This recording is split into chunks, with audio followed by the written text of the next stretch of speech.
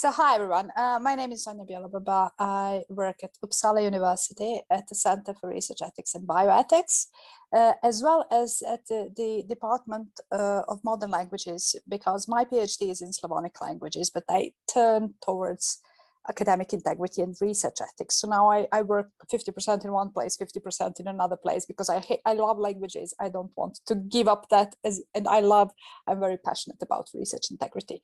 And it's a great combination, because we are going to talk about academic writing today, and it really connects these two fields. But let me introduce to Dr. Salim, one of my favorite colleagues. Thank you, Sonia. It's nice to see you here. And hi, everyone. Good morning, good afternoon, or good evening, wherever you are.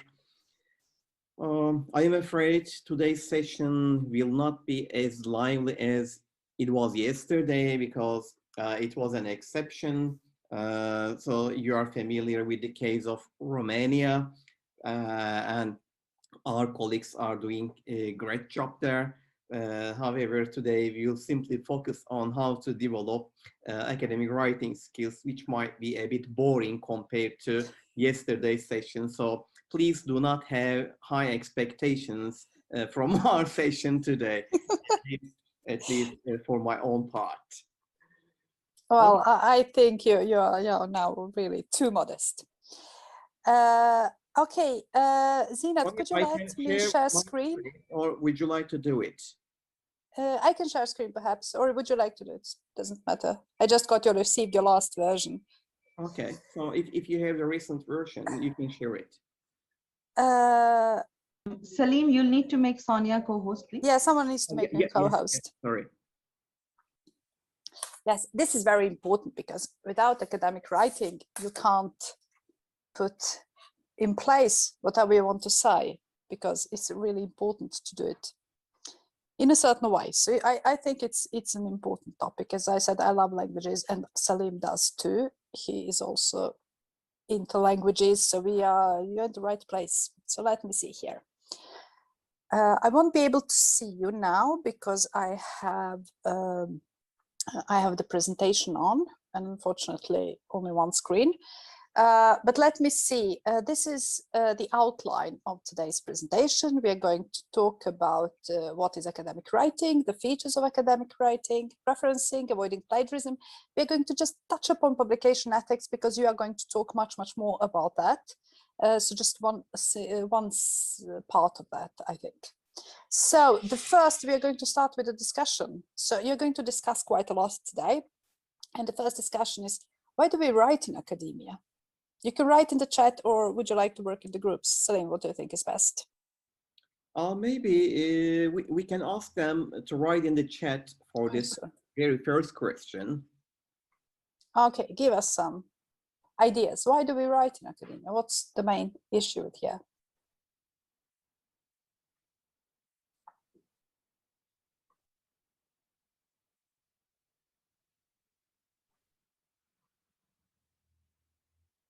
Express your thoughts, disseminate knowledge, to present and share knowledge, to make what we study concrete, to add a body of knowledge in your field, to share knowledge, Okay, so it's knowledge sharing, record knowledge, to make our works visible, to be visible in academia, to share our wisdom and research, compare results, explore, analyze, and share. Okay, you know everything, so we don't have to have this session, or already contribute for a knowledge field. Perfect. Okay.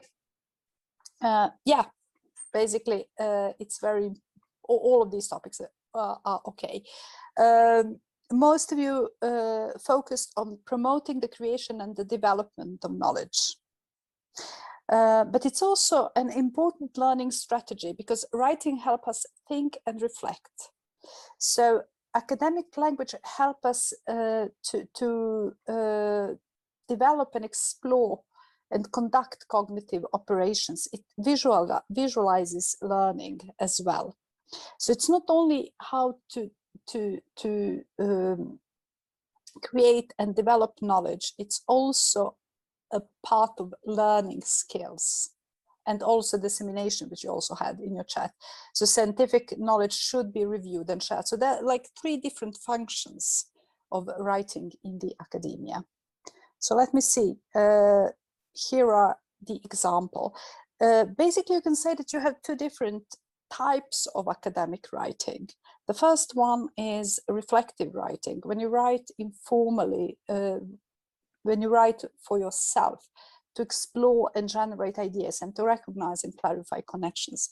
That's why it's really extremely important that you write notes, that you write good notes, and preferably write by hand as well, because it actually helps.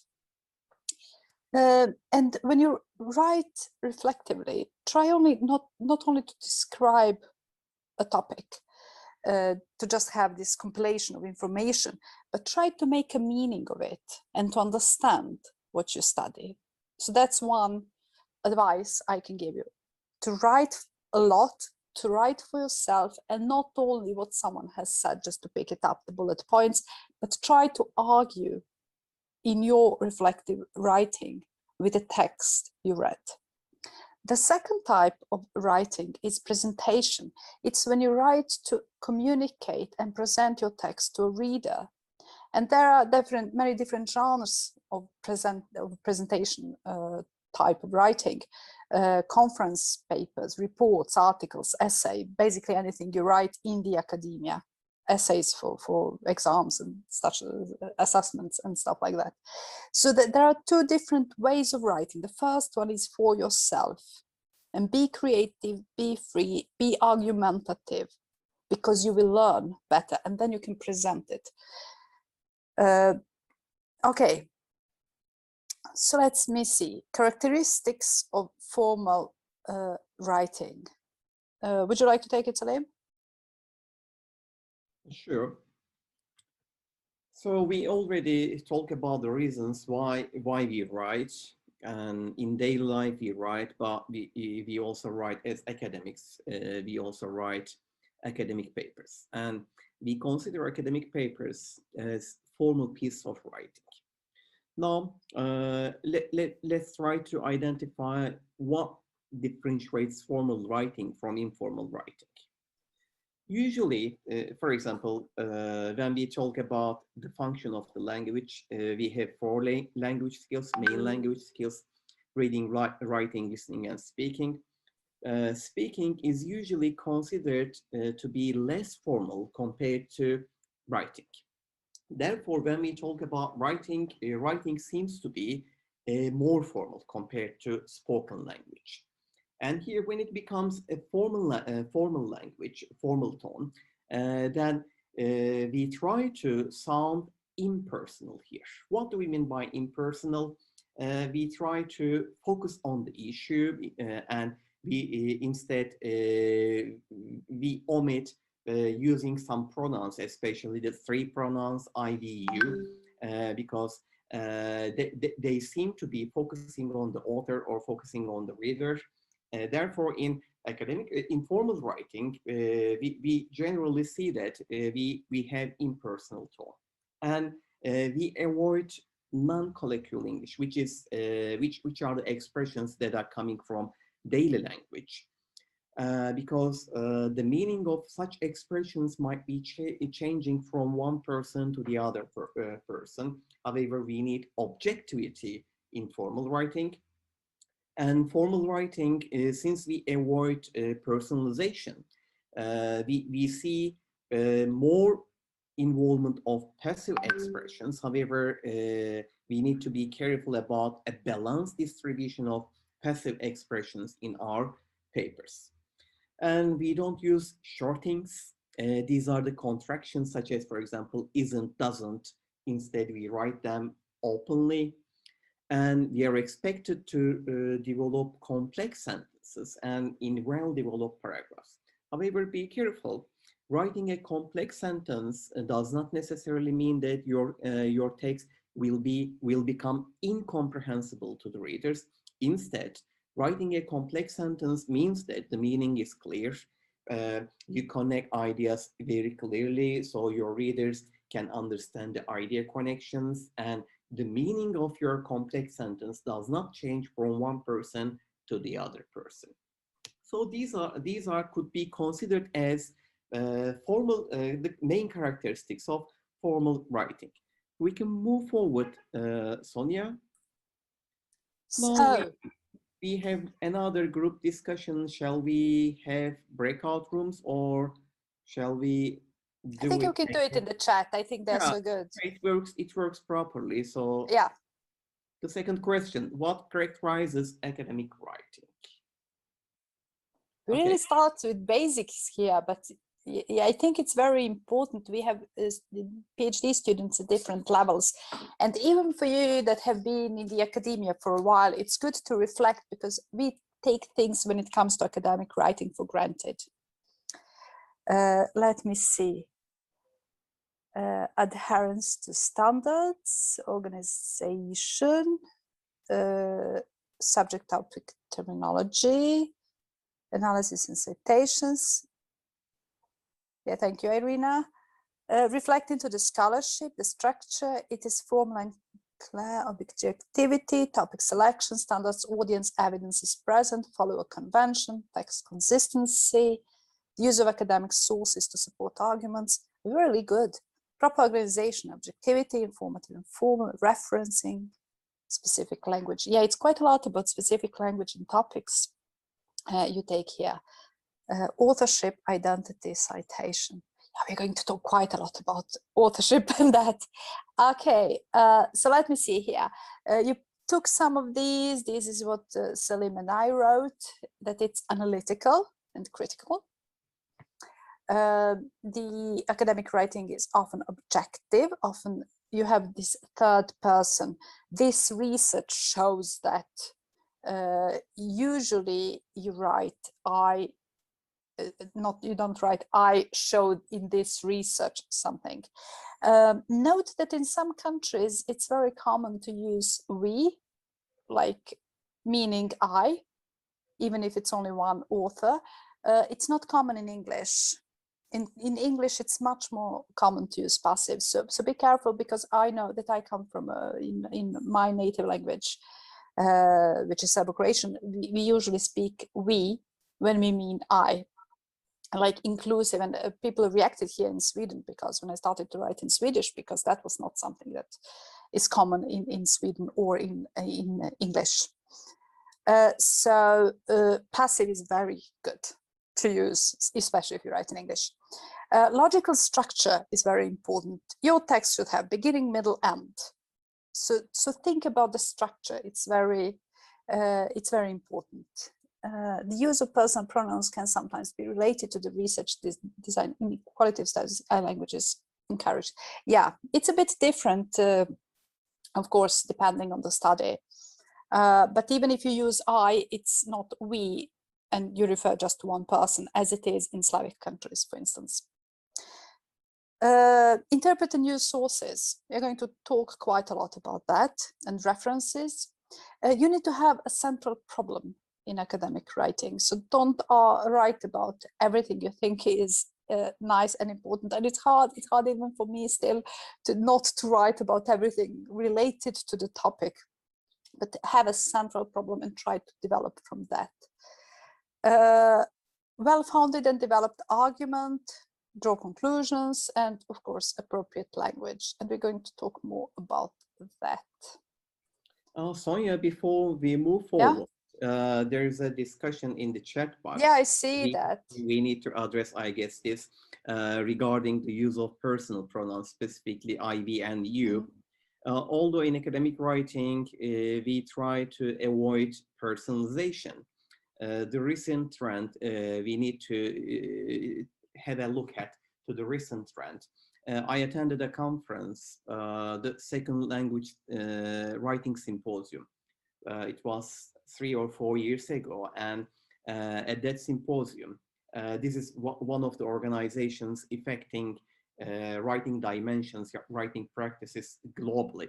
So what we discussed there was use of pronouns. Specifically, when we ask our students to write MA thesis, PhD thesis, it means that they are reporting the methods of their own study. They are writing on their own results or discussions. So there is nothing wrong to encourage students to use I when they are talking about their own method.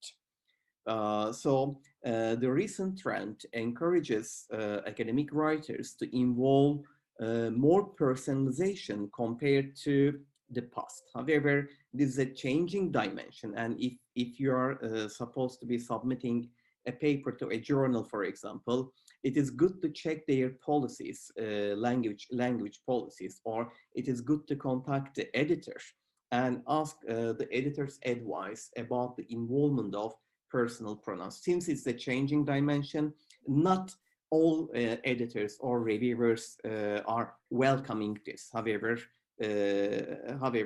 please mind this when you are writing your papers. Yeah, definitely. There is a change. What I'm referring to is that a specific Slavic feature, but I don't think we have any more people from Slavonic countries, so it's not relevant for this discussion. That's something I always have to mention when I speak with people from Slavonic languages. Okay, this one is yours, Salim. We are sharing, as you see. Okay, thank you. Here we see some other characteristics. Indeed, these characteristics, some are coming from formal language. We already talked about, such as, for example, we have use of formal words. Then you might have such a question, okay, I am paraphrasing, and when we are paraphrasing, for example, we are expected to use synonyms. You use a synonym. However, how would you ensure that you choose the correct word? I mean, which sounds academic and which is formal. Of course, for non-native speakers, it could be a challenging task.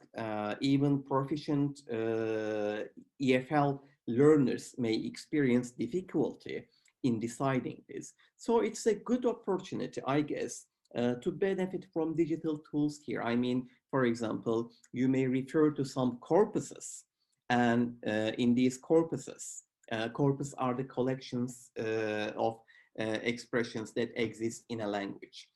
And when you refer to a corpus, such as, for example, COCA, if you like, I can share the link here in the chat box in a few minutes.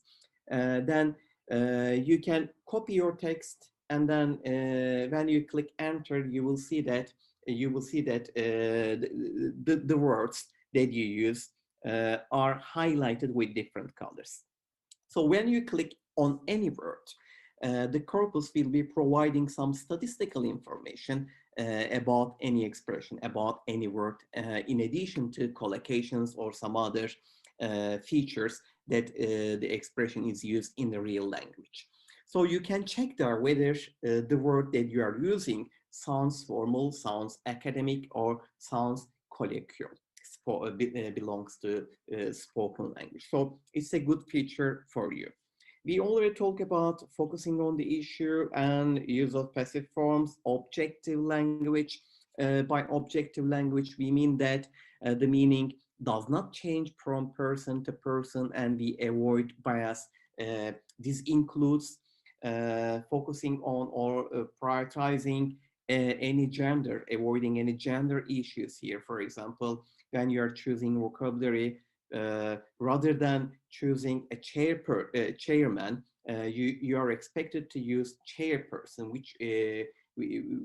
which does not indicate any gender. And we need to be precise. Being precise, avoiding ambiguity, they are important characteristics of academic writing, because, as we said previously, the meaning should not change from person to person. Let's say, for example, you are writing a paper on how to practice foreign language effectively, and you have such an expression. An effective foreign language learner should study hard every day. Okay, is this precise? Do we have any ambiguity here? Okay, I claim that a good language learner should study hard. But what does hard mean to you? What does hard mean to me? If you study for 20 hours a day, okay, I could accept this as studying hard. It could be 2 hours for you. So as you see, the perception differentiates from person to person. That is why in academic writing, we include statistics, we include figures, numbers. So what do? A good language learner is expected to practice 2 hours every day. If you write such an expression, then the meaning does not change from person to person. And the other important feature, we benefit from markers and linking devices. Is it possible to write an academic paper without blending markers and linking devices? Yes. However, be careful. Both markers and linking devices function as road signs. Okay, if you are driving, you get what I mean. You can drive on a road when there are no signs, no road signs available. However, when you are doing this, it means that you need to pay extra attention. You need to be more careful. You will be able to continue, however, slowly. It will be the case for your readers. If you do not include markers or linking devices, your readers probably will be able to get the meaning again. However, this time, in order to connect the ideas to each other, they will need to analyze it more carefully when they are reading, in the process of reading. Therefore, their reading rate will slow down. So in order to write a reader-friendly text, we need to benefit from effective markers and linking devices. Okay, we are going to avoid something such as contraction. These are short things, slangs. They never are used in academic papers. Cliches also as well, and extremeness.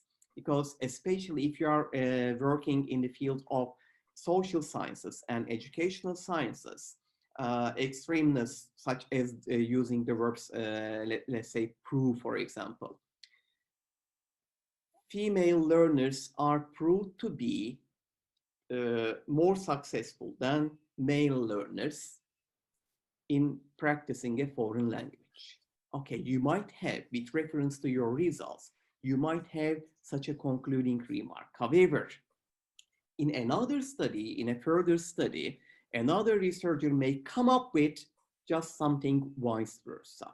So in social sciences, we do not have that strong evidences. Therefore, please avoid using proof in order to welcome criticism in the future studies. Okay, Sonia. So, besides the language and the words, the structure is very important when you write academically. The structure is the framework that help us present our material in a logical manner. And you need to have a structure of thoughts. So basically, write what you're going to talk about, write about that, and then write a summary. That's what I was talking about. Make it easier for reader. Lead your reader by hand. So the structure basically is there to help the reader, but also for yourself to structure your thoughts. And important to note is that there are a bit different structures in different genres. So normally you have this IMRAD structure when you write papers, and IMRAD structure comes, is acronym for introduction, methods, results, and discussion. In the introduction, you normally have just explain what and why. So background information, what's the problem you're going to talk about? Why is this important? Then you describe what's the purpose of the study, research question, hypothesis, and do not include data and your conclusions in the introductions. Then you have methods. How did you do what you are supposed to, what you have done? So describe, define, illustrate material, describe your procedures, and also give justification of your methods, discuss everything. In the results sections, what did you find out? point only relevant data. That's very important. Don't write everything, but relevant data. And then summary, use figures. Don't use discussion, just present your data. And then finally, you have this discussion section. What do your findings mean? Explain your results. Are there any new aspects? What can be the implications for future research? You can also have conclusions as a separate part of your paper, or you can put it in the discussions. But don't repeat what you have said in the discussions. So this is basically a structure of papers that's quite common. In humanities, it might be a bit different because this structure is not as prominent. But in most papers, this is the structure you are going to use. And what makes it easy is that the readers know what to expect. So having the similar structure in different papers basically makes it easy for readers. They know what they will find in the introduction. They know what you can find in the results, and they can focus on the section that's most interesting to them. So you probably know, or if you've written any paper, you've probably used this structure as well previously. You can also have think about structure. This was a structure of the paper, but you can also look at the structure of the paragraphs. When you write the paragraphs, it's important to group similar points together. So try to write an outline. Try to write one paragraph per main point and theme. And what I usually do is to write an outline of a paper. Write one sentence about each paragraph, and then try to see if the outline works.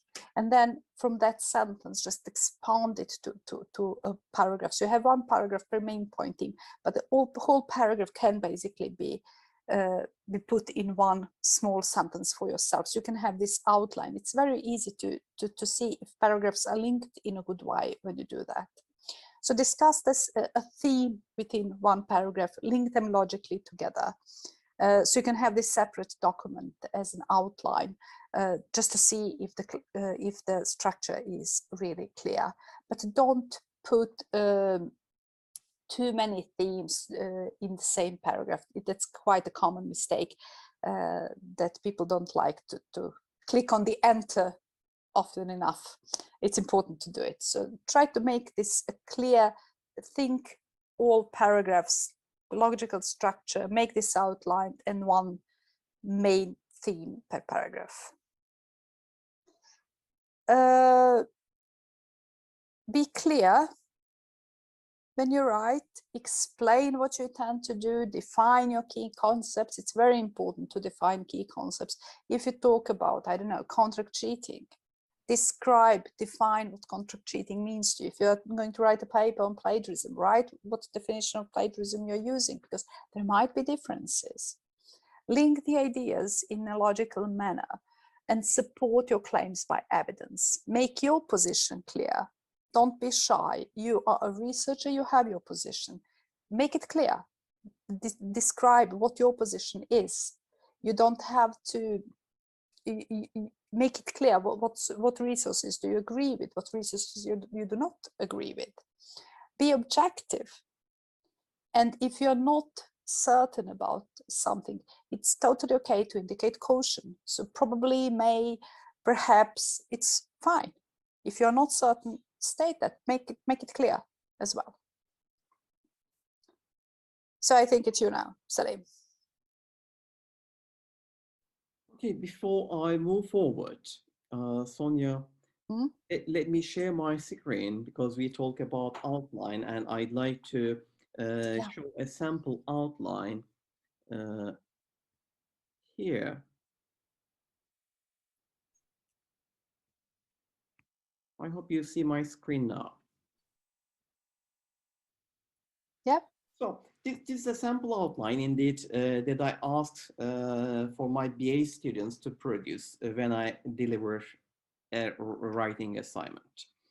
I asked them to find a topic and then prepare an outline. Preparing an outline, what does it mean? It means that thinking about the topic, what you already know. This is brainstorming.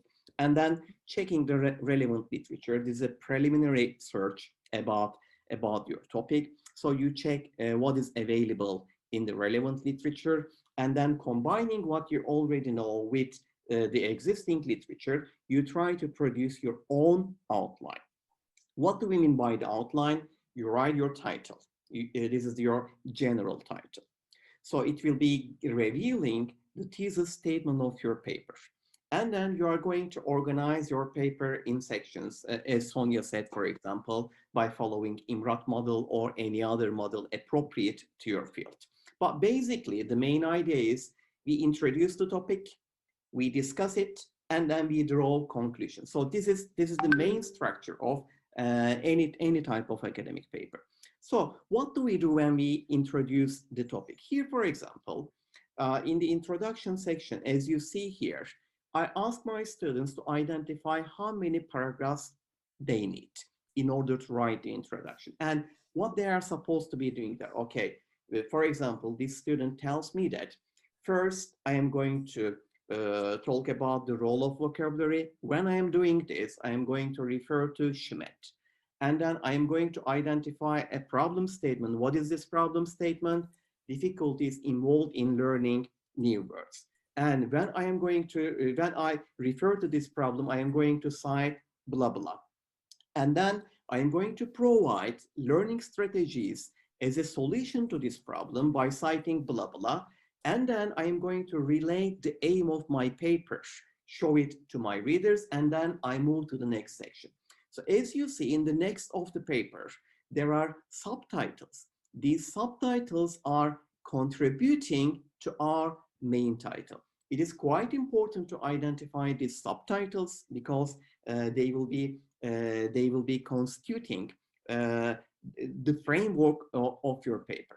Okay, I see that, for example, under this subtitle, vocabulary and language learning, my student will have 3 other paragraphs. First, the first paragraph here will define vocabulary, and the student informs me that when I am defining vocabulary, I am going to refer to blah, blah, blah, blah, blah, blah. So I specifically advise my students to include more than one source here. What happens if you refer to a single source? Be careful. We are talking about writing academic papers, which requires discussion. If you are benefiting from a single source, it means that you are summarizing, and your readers will have more expectations rather than summaries from you. So you are expected to check what is available in the relevant literature, combine them together, show if there are any differences to your readers, and then if there are any similarities, highlight these similarities, so discuss it and then draw a related conclusion from this discussion. So such a model, such an outline model, I guess, will help you organize your studies. However, be careful. Preparing such an outline is almost equal to doing half of the work. So if you have such an outline, it means that you have written half of your paper because this requires extensive literature review. Okay, Sonia, I guess we can go back to our presentation. Yeah, I'll just go back to the chat. Jamie wrote that this is really useful, but because she got a general rejection with the claim that paper was too complex. And this is really a great strategy to reframe the paper. I'm just writing a paper for Selenium, and I'm definitely started to write the outline to see to see what to do there. So you'll get it restructured. So this is really great idea to do this even after you're writing. So the outline can be done. It's really useful when you are to check if you need to restructure your paper, to check and to move. It's much easier to see what you're doing if you can move within the outline than to move it within the paper, because we focus too much at, oh, but I've said it so fine here, without really focusing on the structure. So think it as an outline is just the structure of the paper. Okay, another question we got from Bibek. does academic writing in this structure kill creativity? And Özgür wrote that it's not really the point of academic writing to be creative. What do you think, Salim? Yes, I agree with Özgür, and I'd like to refer to one of the previous slides that you described, Sonia. You referred to two basic types of writing, reflective writing and academic writing. So if you are talking about reflective writing, which is more personal, then it may require creativity. However, if you are talking about academic writing, then we are talking about evidences, okay? Boys are better. I have such a claim. I'm quite sure Sonia will disagree. So in order to persuade Sonia, what do I need to? Okay, I have a clue. I have an evidence here. I need to show this evidence. What is the evidence? These are in-text citations. So I'm referring to some other people in the relevant literature, and be careful whom you are referring to. Okay, are you referring to a prominent name, or are you referring to anyone who published a paper in a possibly predatory journal, for example? If you're having support from predatory journals, it means that it doesn't make any sense for your readers, because indeed you don't have any evidence here. I hope Salim, let's share your screen because it's your part now. And then we can switch back after the discussion we have on software. Okay, so I share my screen just a second. And we are on the page 14. 14, so this is referencing, okay. So you see my screen? Yeah. Okay, that's fine. Just a second. Here we are referring to referencing. When we talk about referencing, indeed, we are talking about two things: in-text citations and reference list. Here, indeed, these three techniques are contributing to our understanding of in-text citations. What do we mean by in-text citations? We refer to the other sources in order to support our claims. And to do this, we use three techniques. What are these three techniques?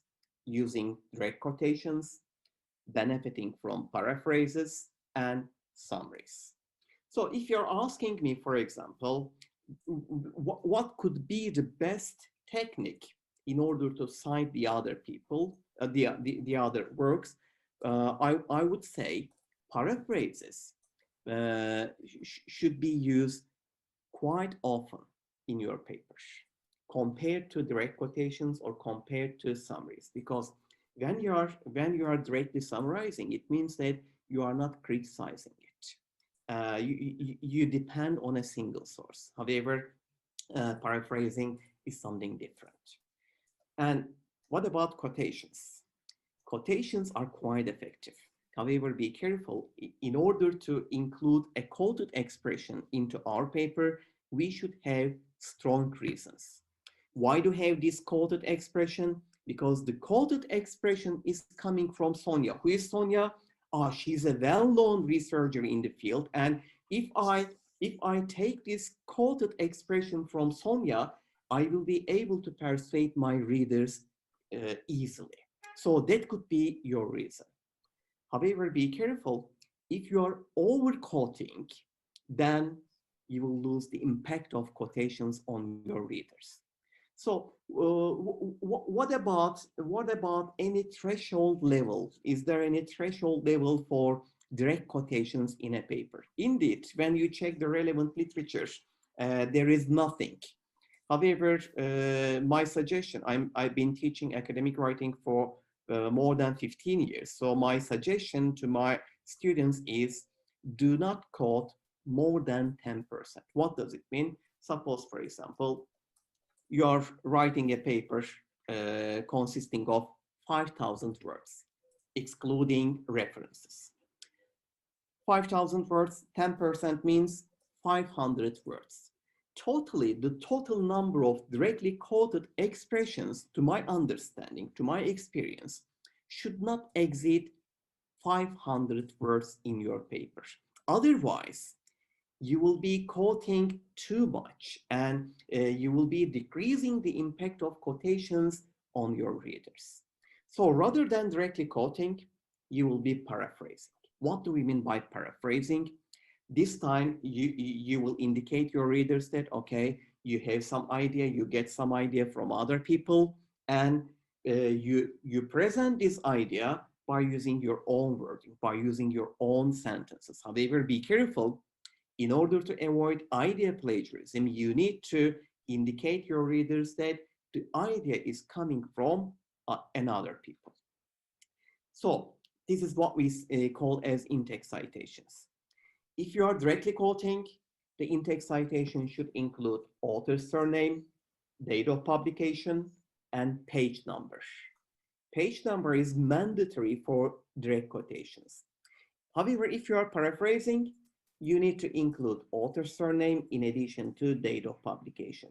If you like, let's say, for example, you are paraphrasing a sentence from a book consisting of 1,000 pages, for example, and you think that it could be a good idea to include page numbers for your readers to the paraphrase so that your readers can identify where the idea is presented in this large volume.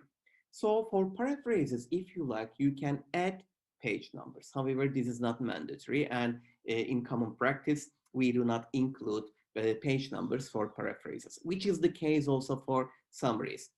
When we are summarizing, we add author's surname in addition to date of publication. Be careful. In order to avoid plagiarism, we will be talking about patch writing, for example. In order to avoid patch writing plagiarism, it is quite important to change the structure of the original expression, either when you are paraphrasing or summarizing. And you will also be expected to change words, change vocabulary with their synonyms. However, be careful. We are not allowed to change every word in a paraphrase expression. Why not? Because in academic writing, there will be some terminologies. Let's say, for example, reading comprehension depends on reader's background knowledge. Is it possible for me as the author to change reading comprehension with something else? Can I find another synonym, for example, to replace reading? No. Therefore, we are going to discriminate vocabulary into two groups: terminologies, which will remain the same in the paraphrase expression, and the other ordinary words. And for all the other ordinary words, we will find synonyms. And also we will change the structure. We will have examples of quotations, paraphrases, and summaries in the forthcoming slides. And please be careful if you are directly quoting. The direct quotation must be in double quotation mark if you are following APA style, for example. In different styles, single quotation marks might be used. However, please, this is an extremely important issue. Please check the manuals, check the writing manuals appropriate for your style, because if you are not using the appropriate quotation mark, either single quotation or double quotation mark, then you might be blamed of plagiarism. So this is extremely important. Okay, moving forward to different referencing styles, such as, for example, in our field, we use American Psychological Association Manual. However, if you are coming from different fields, I guess so, you will be using some other styles, such as Oxford style, MLA style, Harvard style. We have many other styles available. Here you see a sample quotation. This is a text that I borrowed from Alderson's book. The original text, the original sentence is, moreover, what it means to be literate, how this literacy is valued, used, and displayed will vary from culture to culture. Okay, I realize that this is a very important expression, and I believe that if I use this expression as a directly quoted one, it will increase the impact over my readers and I will be able to persuade them easily. So I decide to quote this. How do I do this? Remember, we need to refer to author's surname, date of publication, and page number. According to Alderson, in parentheses, I use date of publication and page number. And then in double quotation mark, I present the quoted expression. So when my readers see double quotation marks, they will be able to understand that, okay, the author here directly borrowed an expression from another source. However, be careful, if you do not include double quotation marks, then there is no opportunity for your readers to understand that it is directly borrowed from another source, although you cite the source. So you will be, if I remove double quotation marks, then I will be accused of plagiarism. This is extremely important. Please be careful. Here, Sonia, would you like me to continue, or would you like to present them?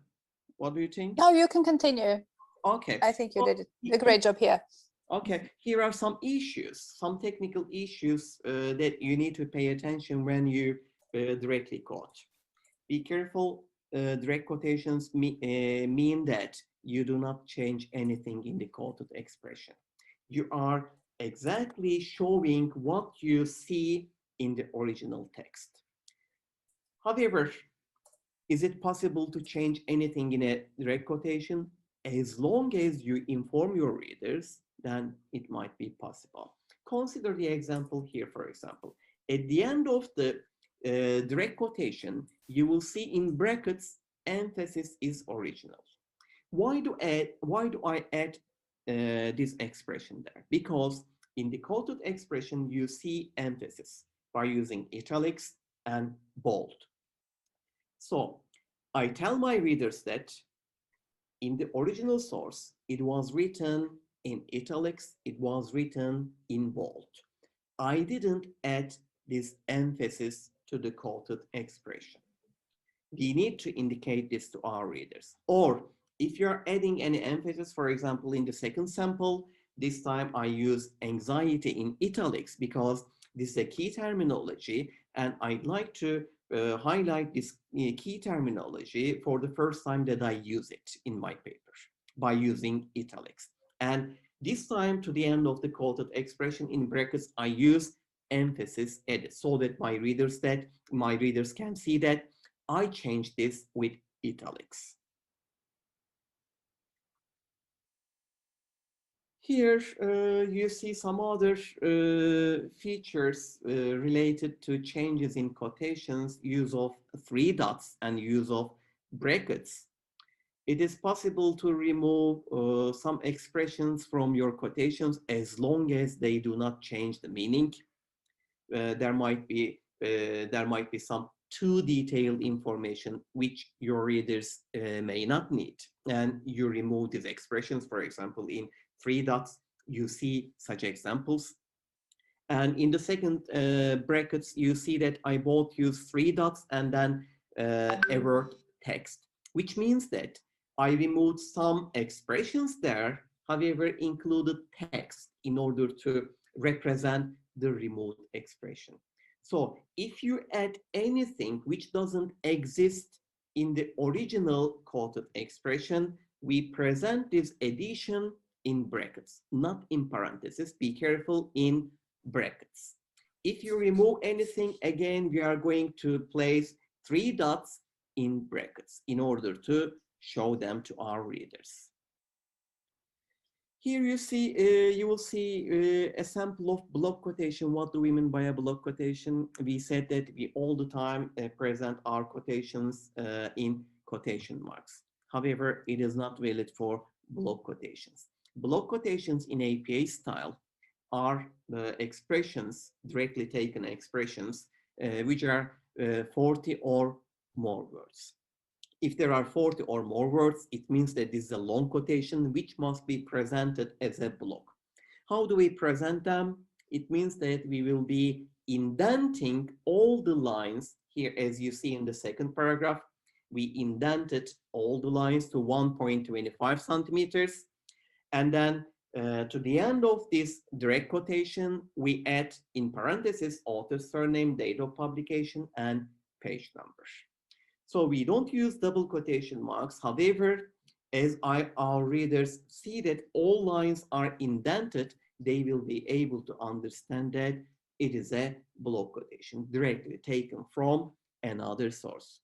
In different citation styles, the rule differentiates. Be careful. For example, in MLA style, we do not count the words. Instead, we count the lines if there are 3 lines or more lines. So the style, the rule changes with reference to the style. Therefore, please pay attention to the manuals. Okay, you remember our previous example from quotation. This time we have a paraphrase expression. The same text again here. This time I decide to paraphrase it. What do we mean by paraphrasing? Changing the structure of the original expression and changing the words with their synonyms. Be careful, we won't be able to change every word. So could you please tell me, if you compare the original text and the paraphrase one, could you please tell me what remains the same in the paraphrase text?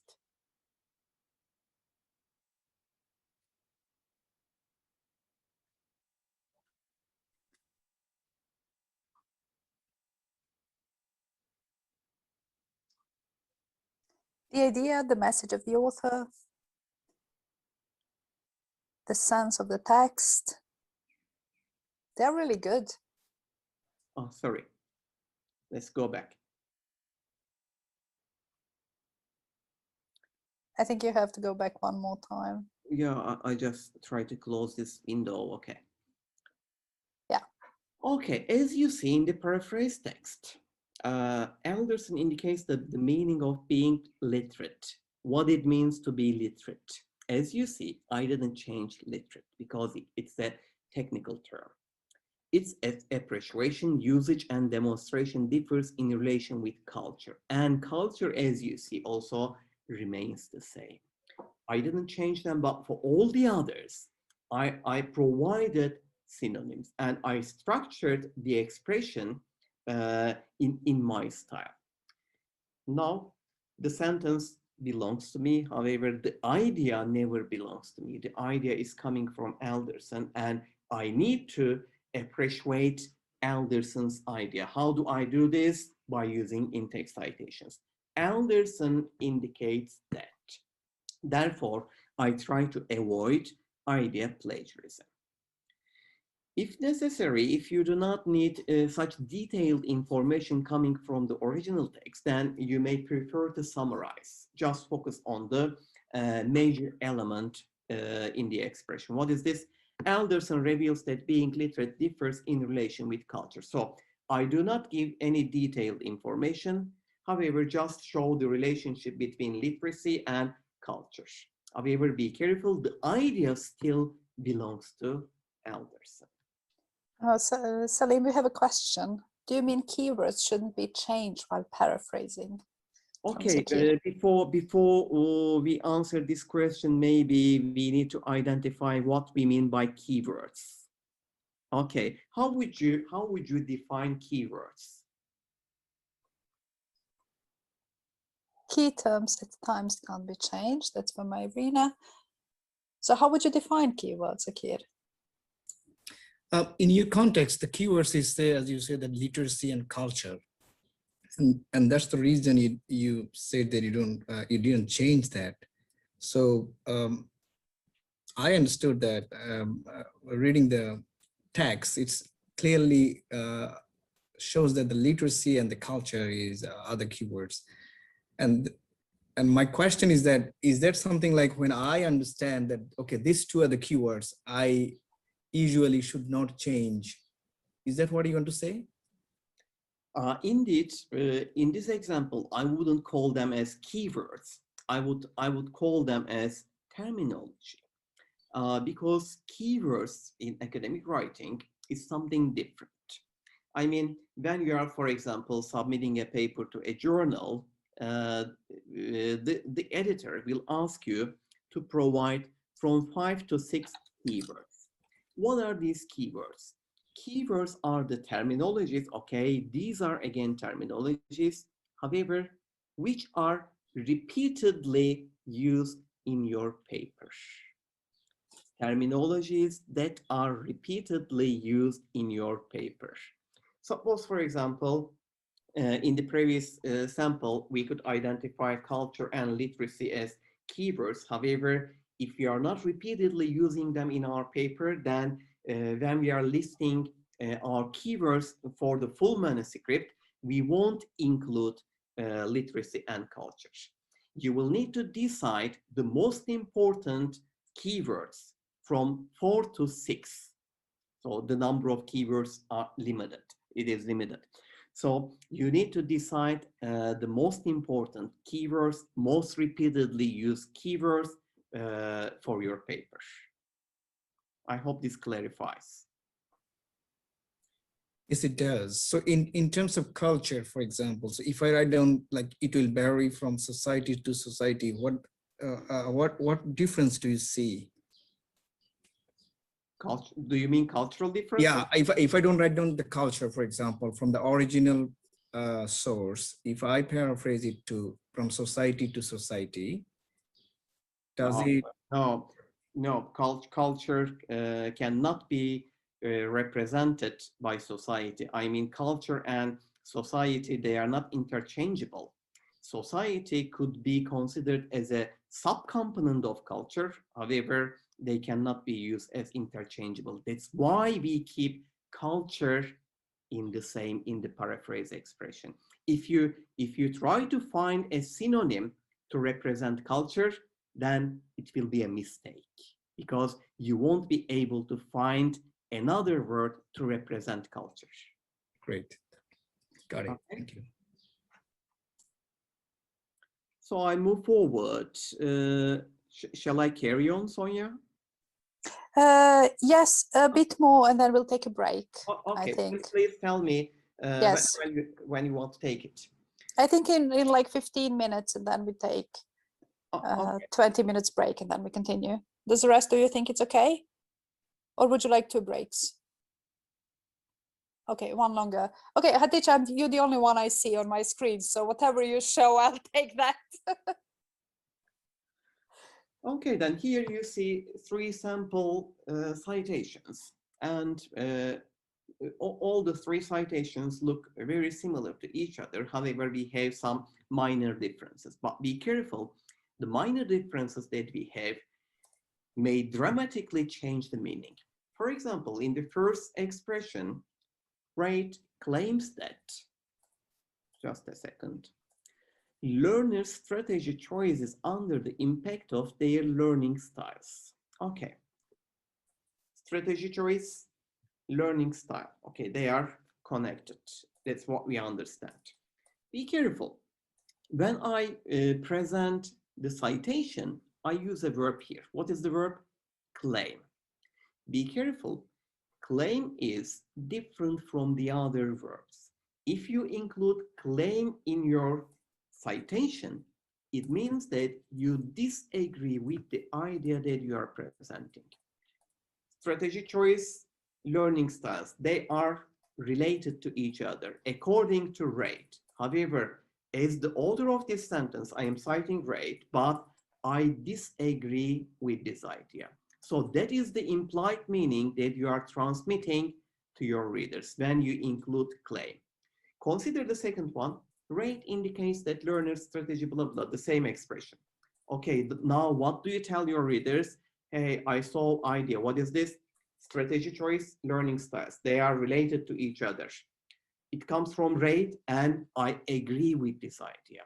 So your preference of verb to introduce the citation may dramatically change the meaning, especially considering either as the author of this expression, either you agree or disagree with the presented idea. The first 2 examples, starting with the surname of the author. As you see, we use the surname of the author as the subject of sentence here. which means that this is an integral type of citation. In integral type of citation, we give priority to the researcher. I mean, I try to, again, this is an implied meaning. I try to persuade my readers by showing the surname of the researcher at the beginning as the subject. So it is quite important to include prominent researchers as such type of integral citations. However, what happens when we include non-integral citations, as you see in the third example? Learners' strategy choices under the impact of their learning styles. Okay, again, they are related. Whose idea is it? Indeed, this time you give priority to yourself. Okay, I have such a claim, strategy choice, learning styles, they are related. And this claim is supported from the relevant literature from RAID. This time, you'd like to prioritize your own ideas. However, again, since it is coming from other sources, again, in order to avoid idea plagiarism, you need to include author's surname and date of publication in parentheses after your claim. You see what we mean by integral, non-integral citations. Oxford 2001, Oxford 2001. If you're using both the author's surname and date of publication in parentheses, it becomes non-integral citation. Now we have three other examples here. Considering the first example, I say that it is idea focus. Why do we claim that it is idea focus? Check the subject of the sentence. Schemata are accepted as blah blah. So I am defining schemata. Whose definition is it? What do you think?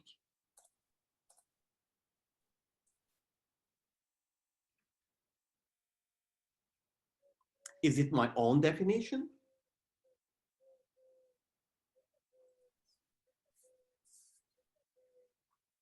Indeed, as the author, I am trying to provide a definition for schemata. However, be careful. Definitions require support from the relevant literature. Probably there were some other researchers before you who identified schemata, who defined schemata. So what do I do here? I refer to the other researchers and what they claim common, what they say in common about schemata, and then produce my own definition of schemata with reference to their definitions.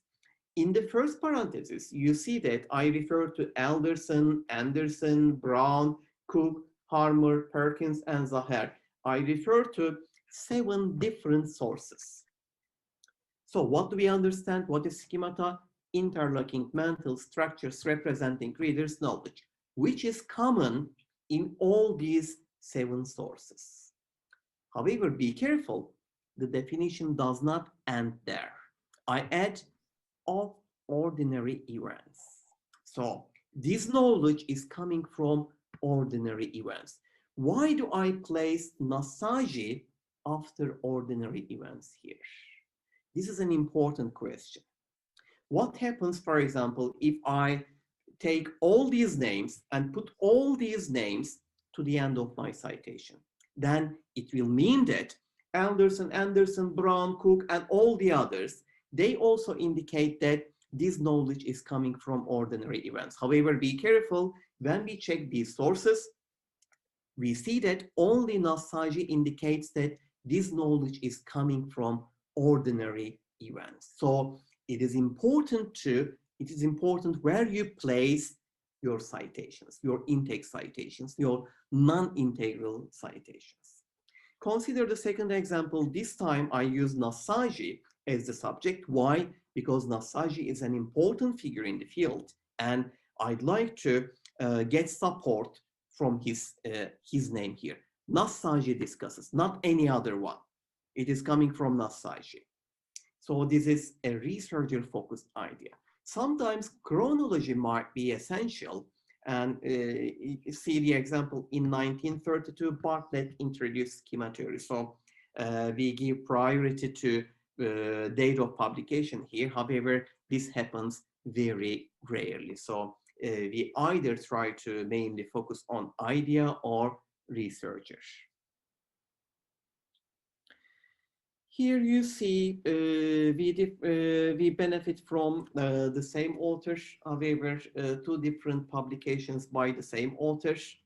Indeed, we do not repeat date of publication for the same source in the same paragraph. However, if we don't do this here, for example, for the third citation at the end of the paragraph, then there will be an ambiguity.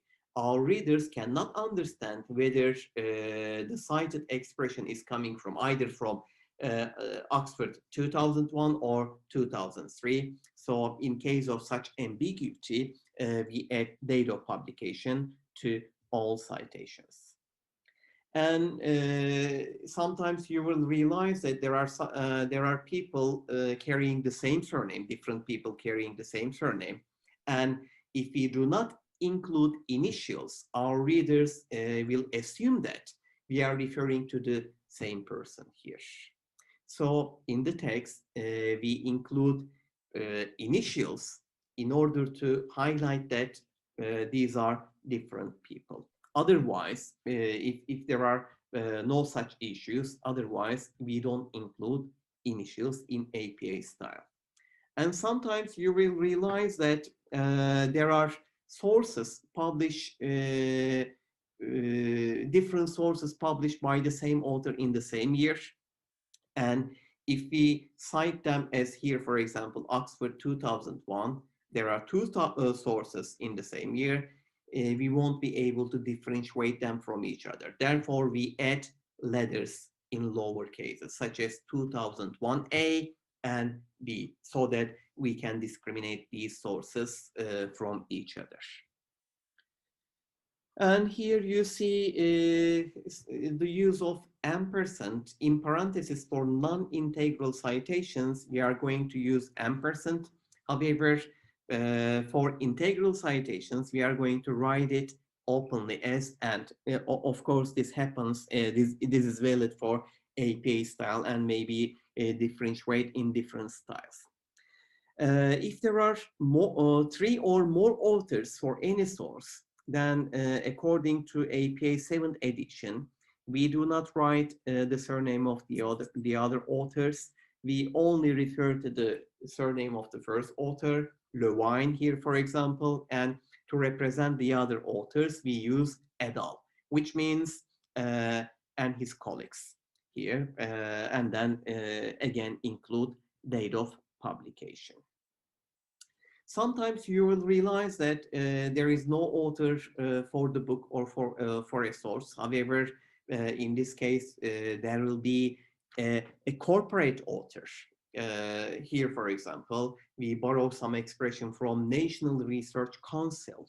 And when we check the book, there is no human being involved as the author there or listed as the author of this publication. However, it was published on behalf of an organization, National Research Council. So I use National Research Council in the place of author here in order to cite the source. However, be careful, since I am not writing down the surname of a person, I use double quotation marks so that my readers will be able to understand it. Okay, this is not a human being.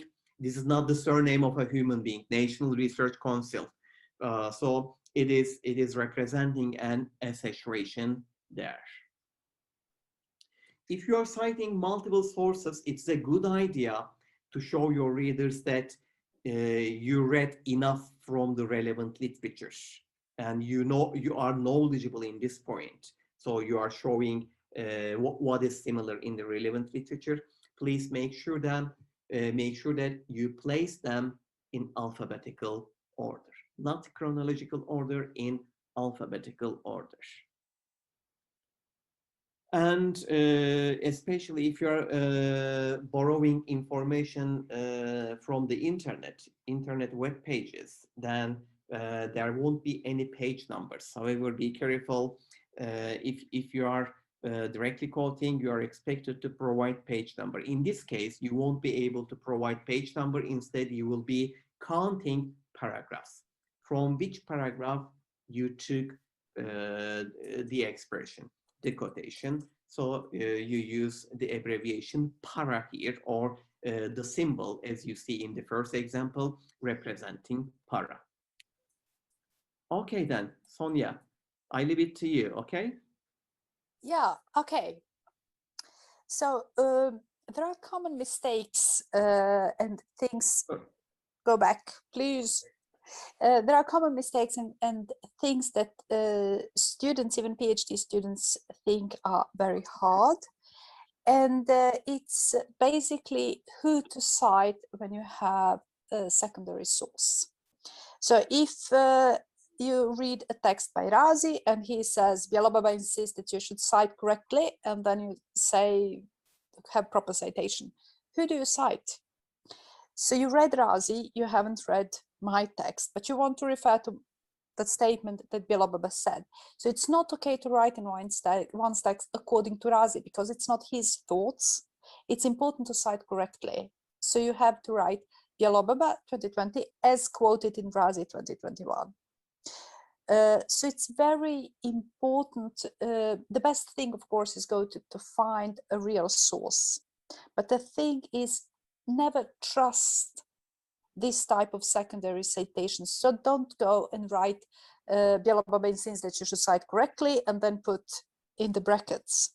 Because the problem would be that if Salim misquoted me, you would repeat, you don't trust other authors that they had cited correctly.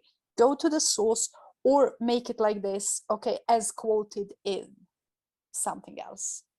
So that's very important, because you can't trust Salim here, basically. Okay, Salim, are we going to continue? Okay. I think you had the similar example. Yeah. I just wanted to make this point, so I put our names. Why do we have this example compared to the previous one? Be careful. We need to inform the type of citation. If you are benefiting from secondary sources, we need to include the type of citation from the original source to our readers. What does it mean? Okay, this is the book which I don't have, and this is the book that I am retrieving the idea. In this book, how did the author get the idea? Cite the original source. Does he paraphrase it or directly quote? I need to tell this to my reader. For example, here in this example, you see that Stanovich Anderson. I don't have Stanovich's book. I have Anderson's book. And in Anderson's book, I see that Anderson quoted from Stanovich. So I use the expression as quoted in Anderson. So I tell my readers that, because they won't be able to see how Anderson cited Stanovich, as quoted in Anderson. However, suppose, for example, if Anderson paraphrases this expression, then I'm going to use as cited in Anderson. It is important to cite, will be referring to paraphrases, quoted will be referring to quotations here in these examples. It is also important to identify type of citation, because if you are typing as cited in, it means that it is more prone to mistakes, because paraphrases compared to direct quotations may include some changes, because we are changing the expression, we are rewriting it. So there might be some mistakes with reference to interpretation. Okay, Salim, wait now. We are going to have a break, I think, because I know you have a second. They'll have something to do here. Okay, yeah, we have. So I think it can be good to save it for after the break. Okay. So shall we take break? You see, they really like me when I say things like that. So I'm just getting some points here. Shall we take like until 35? So it's like 18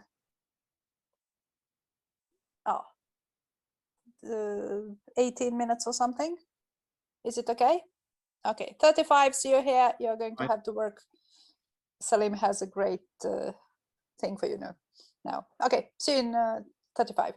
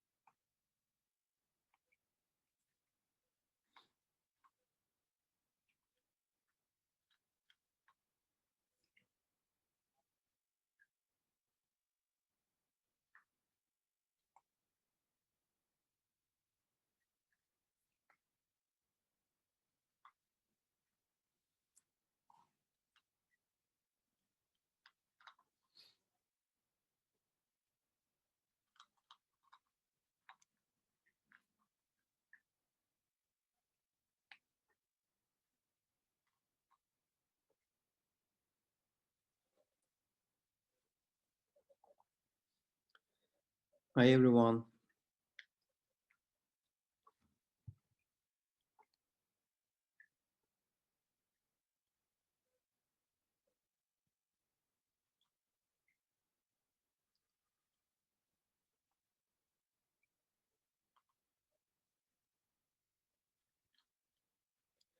Sonia, do you hear me?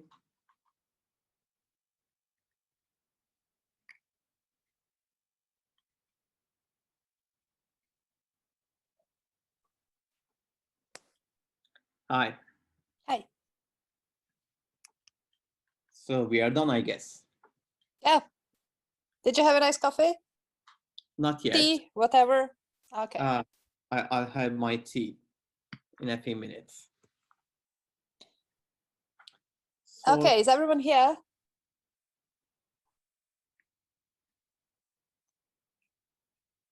Turn on your cameras. I always force my students to turn on the cameras. Do you know how I do it? I ask them questions all the time. Whoever is not on the camera, I'm just pointing my questions to them. So after a while, they just realize it's much easier to have a camera on. That's tips for online learning. Okay. Salim, you had an exercise. yeah, we have an exercise here. I guess we can do it all together without losing too much time on it. So I share my screen again. Yes, please do. Okay.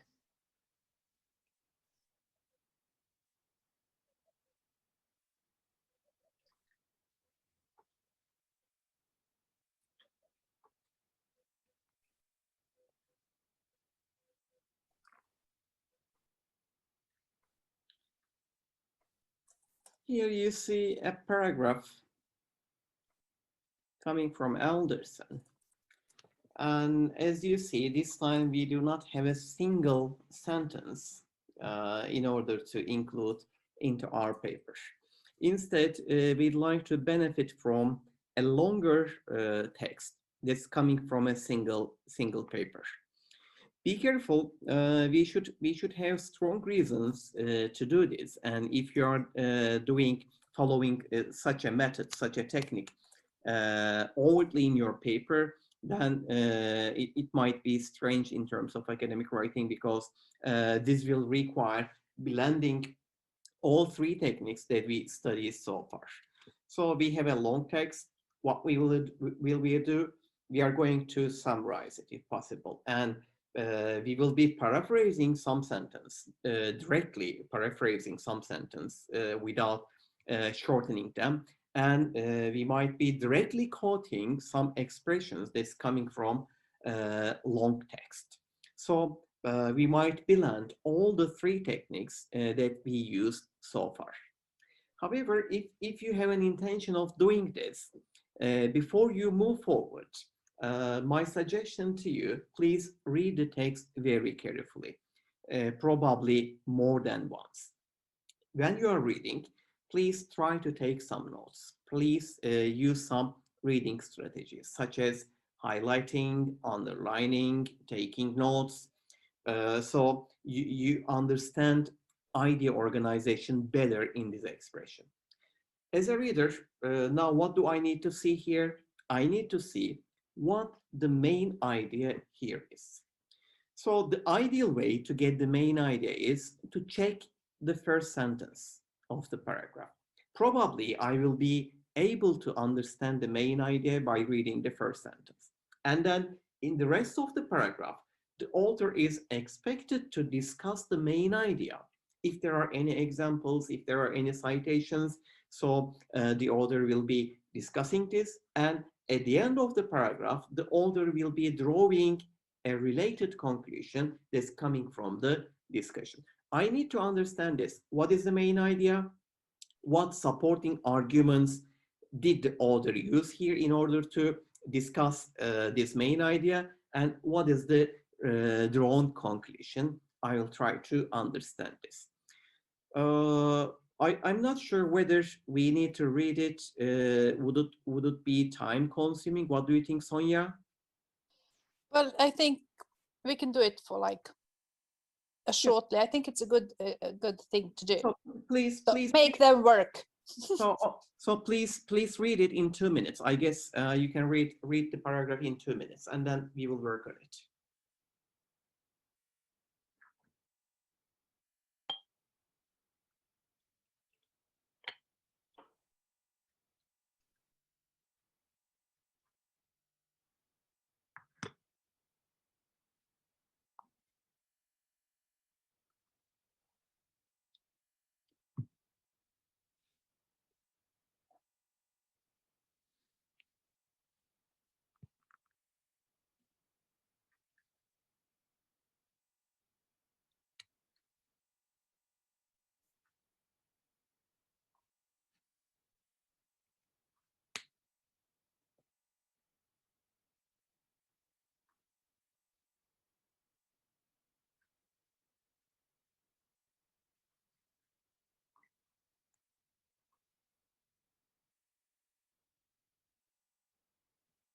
Perhaps you can explain just what TOEFL and ELTS is.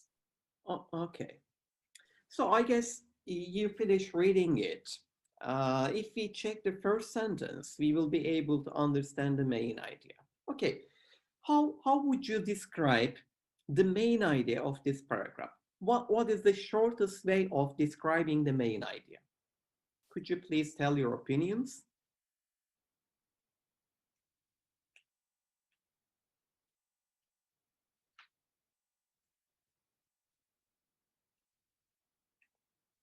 A common argument in favor of the use of longer text in, for example, testing for academic purposes is that this practice reflects more closely the situation where students have to read and study long text. So as you see, we have some key terminologies again here, such as testing for academic purposes, use of longer text. So we see that the author is discussing the use of longer text. Where? In examinations. What kind of examinations? In academic tests.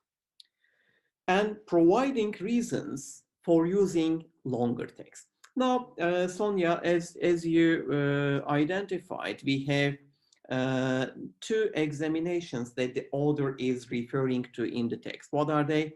TOEFL and IELTS. These are both foreign language proficiency examinations. TOEFL mainly applied in United States and IELTS in Europe. So these are two international proficiency, EFL proficiency examinations. And the author here, as you see in the rest of the paragraph, refer to these two examinations and provide reasons either for using short text or long text. In the rest of the paragraph, we understand that in TOEFL examination, for example, they use shorter texts. However, in IELTS, they use longer text. What is the reason for using longer text? Okay, they claim that it supports authenticity argument. What is the reason for using shorter text in TOEFL? They claim that they provide a range of topics so that they avoid topic bias, and then they draw a related, the author draws a related conclusion. What is this? Of course, either using longer or shorter text might be coming with advantages or disadvantages. So the author here refers to this issue when he is drawing the concluding remark. Now, what did I do here?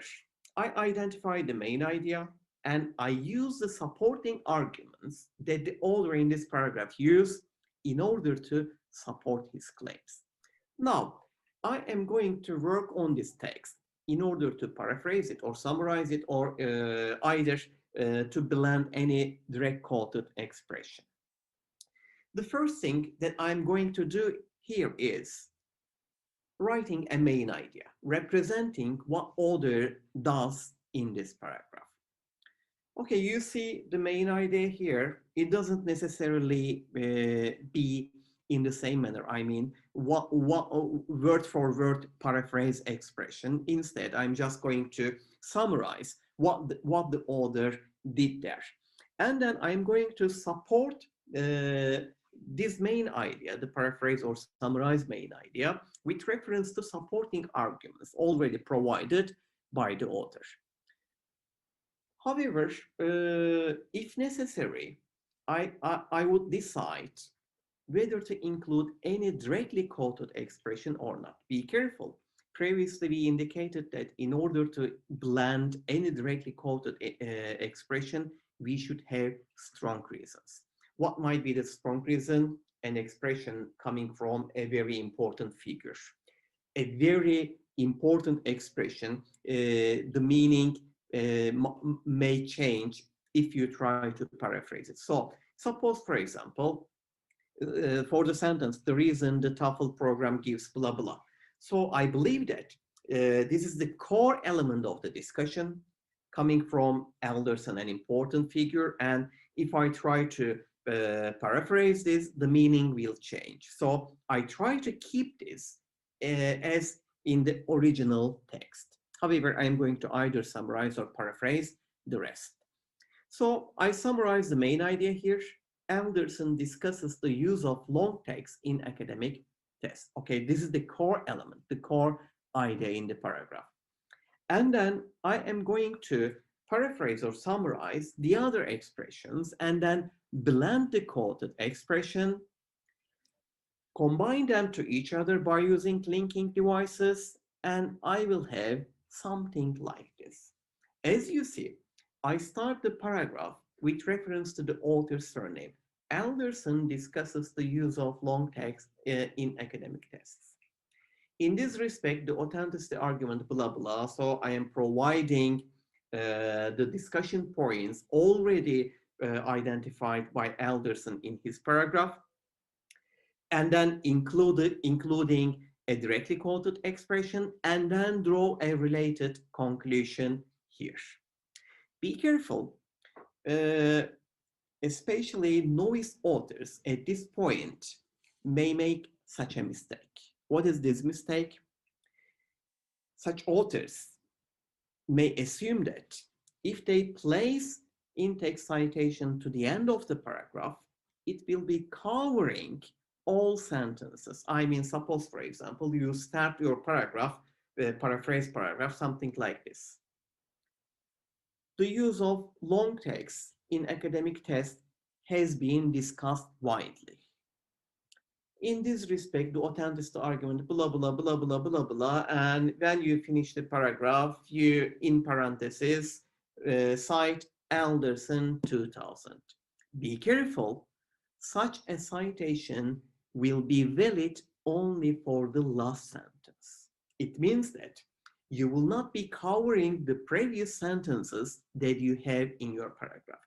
Therefore, if you have an intention of blending several ideas that are coming from different sentences in the same text, it is a good opportunity for you to have an integral citation, to use the author's surname at the very beginning of your citation. And then in the rest of the paragraph, for example, in this respect, the authenticity argument, now I can understand that the authenticity argument is coming from Alderson. And then the quoted expression, it is coming from Alderson. So the readers can relate all the ideas to each other with reference to either markers or linking devices. This is quite important. Otherwise, you might be accused of idea plagiarism. I hope it's clear. So I'm moving forward. Sonia, I guess I'm going to illustrate benefiting from tables and figures, and then it's okay. Okay.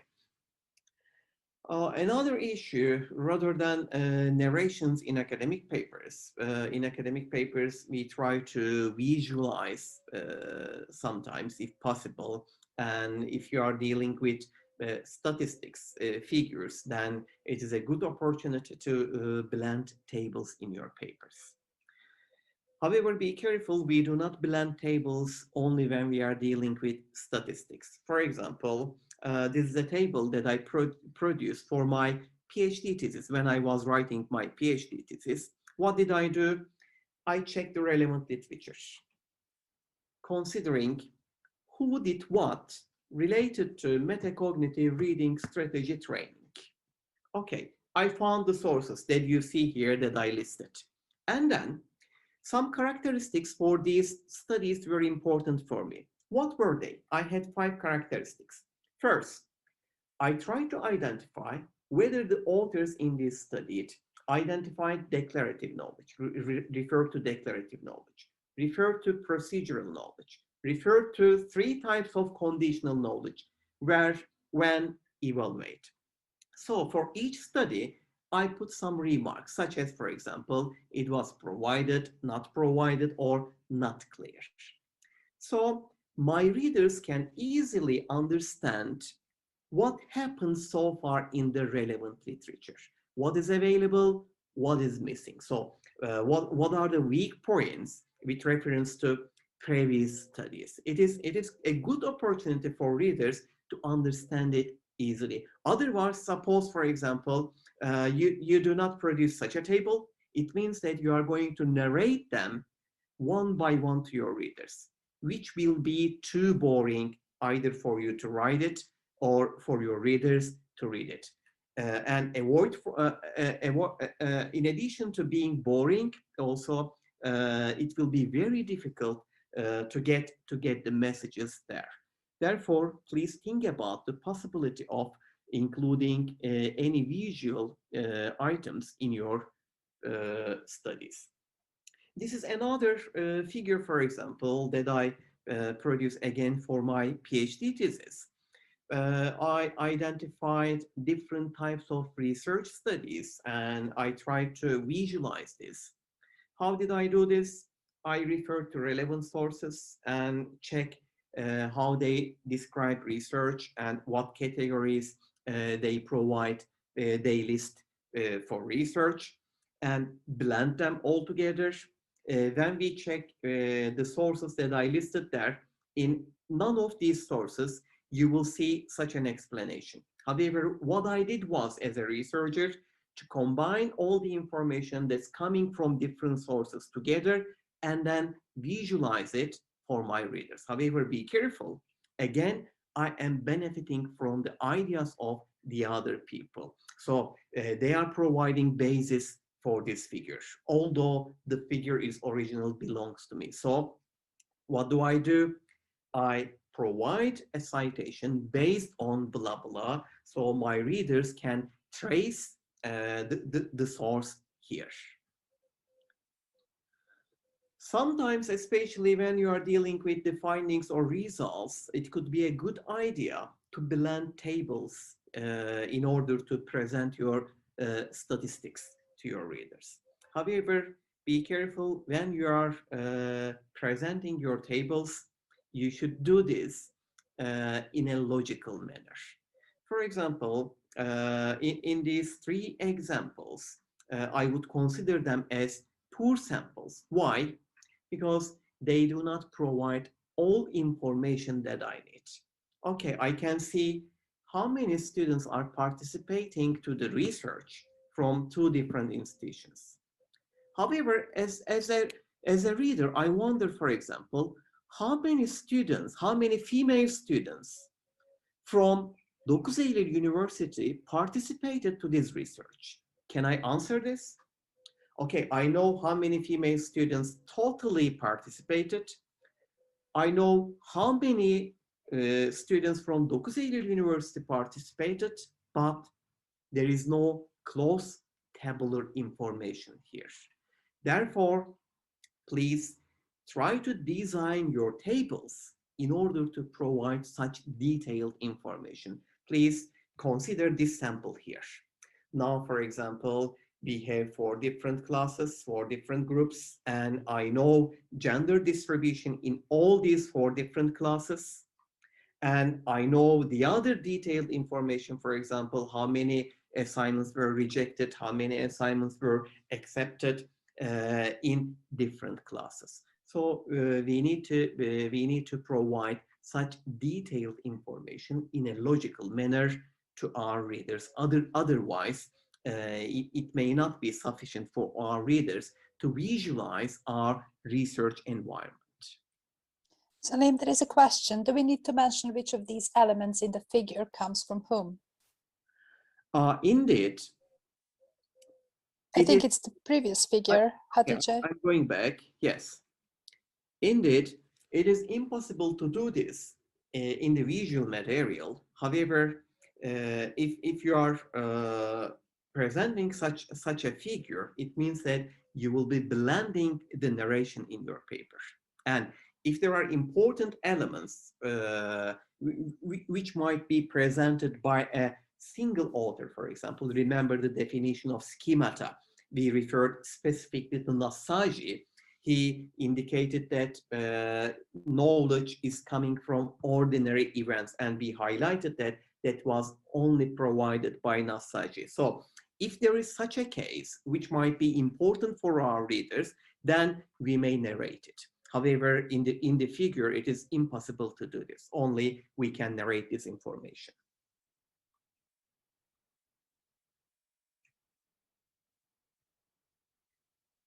Okay, so I am going to finalize, I guess, with reference to concluding remarks. We said that in social sciences or educational sciences, we may not have strong evidences that we have in natural sciences. So the strength of our concluding remarks might be changing with reference to the evidence that we have. Now, I'd like to invite you to especially check the effectiveness, the strengths of our concluding remarks. Consider the first one. The evidence seems to indicate that language proficiency has an impact on reading comprehension. What do you think about the impact of language proficiency on reading comprehension with reference to this concluding remark? Would you consider this as a strong concluding remark or not? And why or why not?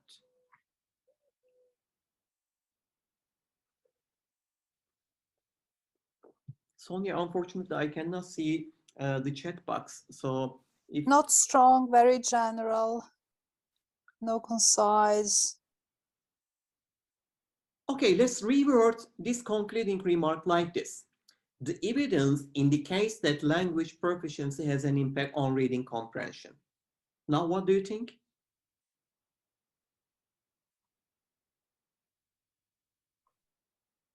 Does indicate the direction, yes, good. Okay, now this time I removed seems to from my concluding remark and made my concluding remark stronger. However, be careful. In order to have such a modification as the author, I should have evidence. What do I mean by evidence? If this is an empirical study, for example, I need to go back to my discussion. I need to go back to my results or findings and then check whether my research question clearly answers this. If I'm answering this question, it is okay.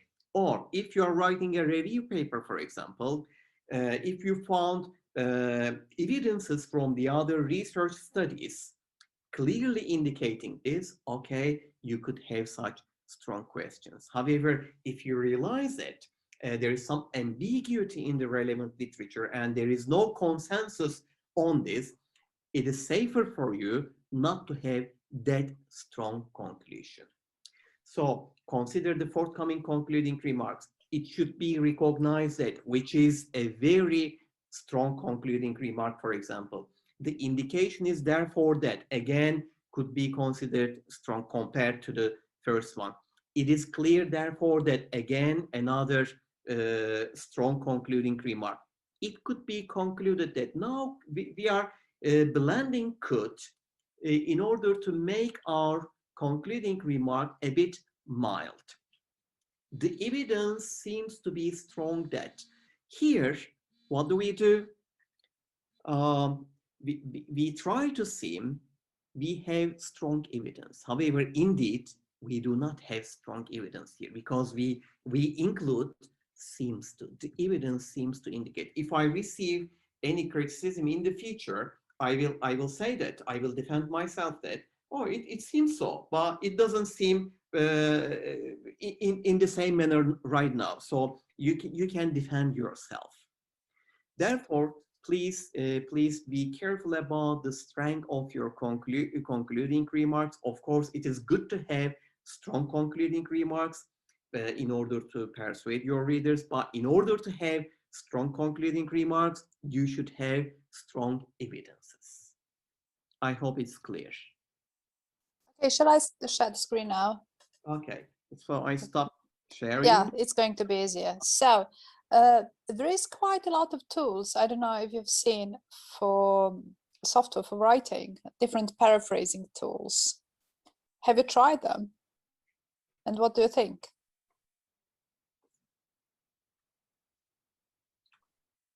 Oh, sorry.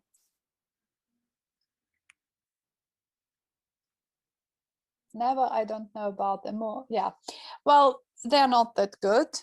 And I suppose that they are going to be better as artificial intelligence develops, but we are not there yet.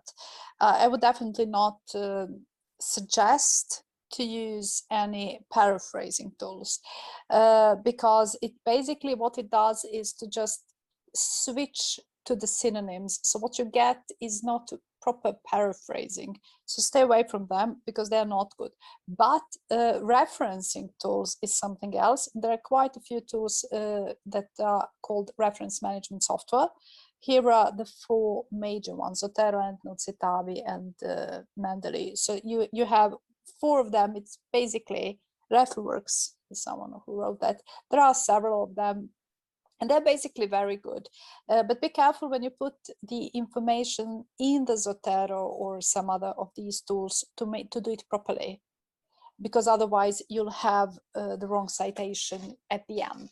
But they're very good. That's why we are not talking so much about where do you have to have italics and where do you need to have, because you can fix that with this type of documents. Hopefully for most universities provide access to these, and some of them are free, so check them out. Okay, now a discussion. What is the function of the references? Why do we reference? What's the function of it? We talked how to do it, but we still don't know why. So I want examples in the chat, please.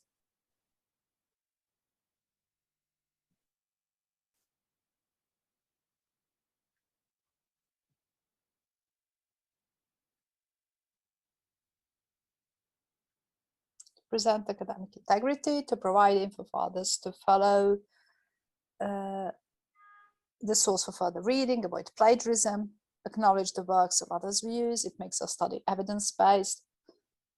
Let me see, respect of others' contribution, that we do not assume but argue.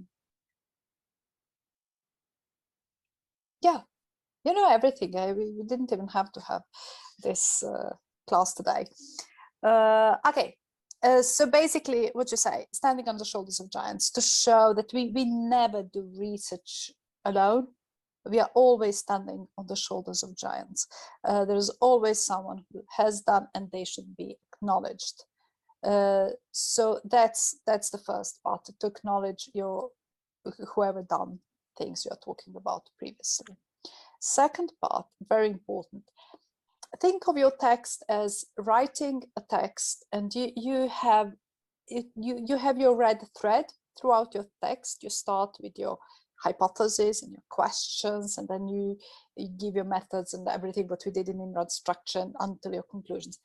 Think of references as something that is supporting your claims.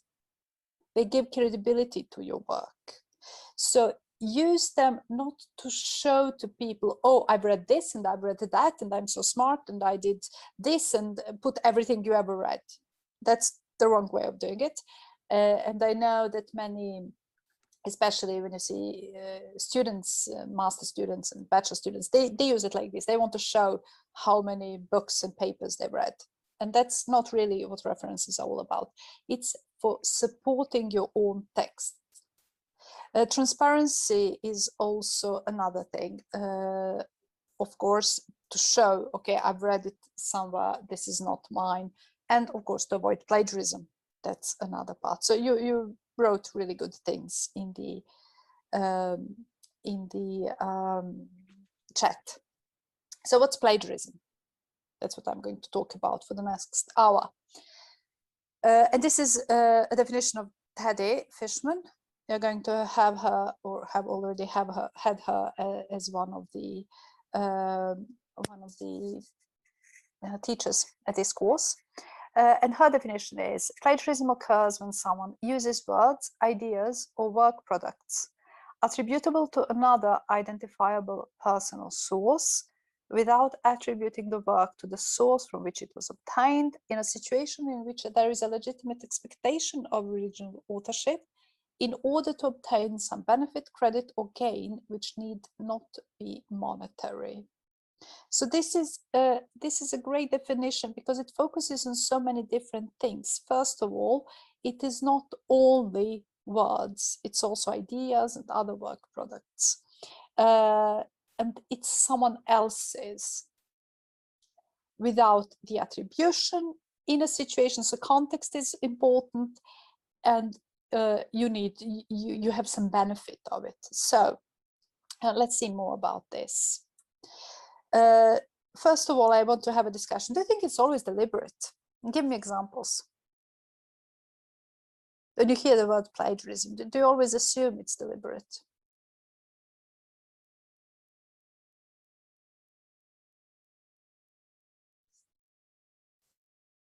Please write in the chat. Can you give me examples of deliberate plagiarism and not, perhaps not deliberate? Is it always deliberate?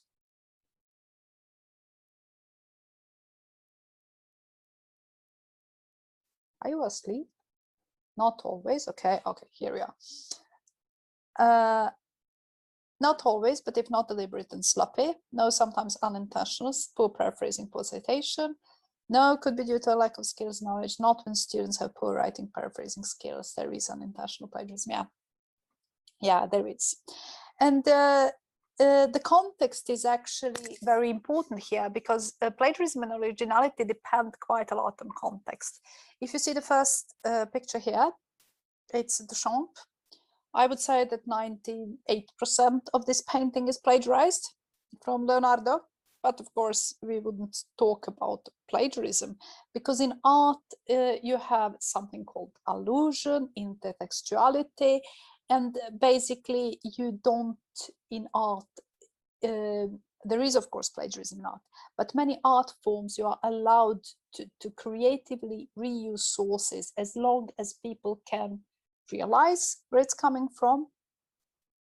I mean, everyone who sees this picture realizes that it's based on Leonardo, so it comes to intertextual dialogue with Leonardo's painting. So that's something else than plagiarism. This is the second thing I have here. It's something I took from the internet. I thought it was, I laughed a lot, and I just share it with my friends, and I thought, oh, this was funny. And of course, I have no idea who made this. Because in this context, in the context of Facebook, for instance, where I shared it's totally okay to share things without a reference. So the context that does not demand from us to reuse memes with attribution. But of course, in this third setting in the academia, it's what Harvard would call death penalty to plagiarize, because it can really destroy careers. And I know of cases where professors, of course, or you know all about politicians who lost their job due to the plagiarism. So that's one thing. Self-plagiarism is also the same thing that's very different in different contexts. I mean, no one would accuse Rembrandt of self-plagiarizing his portraits here, but if you would use this, these are not real articles, of course, but if you've seen this self-plagiarism in academic writing, Selbstplagiate beim wissenschaftlichen Schreiben, which is basically the same, or autoplagiarism in scientific writing, you would like, okay, what's she doing? basically. That could be 3 texts that are about 3 different topics, but most of people would assume that I'm just reusing the same text over and over again. So that here it wouldn't be okay, even if the similarity is similar, like not as good as Rembrandt's, but similar. It also depends on the time period. In 18th century, it was good old days. You know how you did PhDs in 18th century? Your supervisor wrote a text, and the point of you getting a PhD was to have a viva, to present your text in a very nice way, and then you got your doctoral degree. It was much easier back then. So it would of course be, we would think it was a plagiarized PhD if we would do something like that. So plagiarism and originality, it's like a dance through different centuries that has been changed. So you have to understand the time and context and really play a big role here. And as Teddy said in her definition, it's not only about the text. You can plagiarize ideas, computer code, music, Eurovision. Every year you have so many people accusing each other of plagiarism. Art can be plagiarized, design, choreography, etc., etc. So when it comes to deliberate plagiarism, that's something that really exists.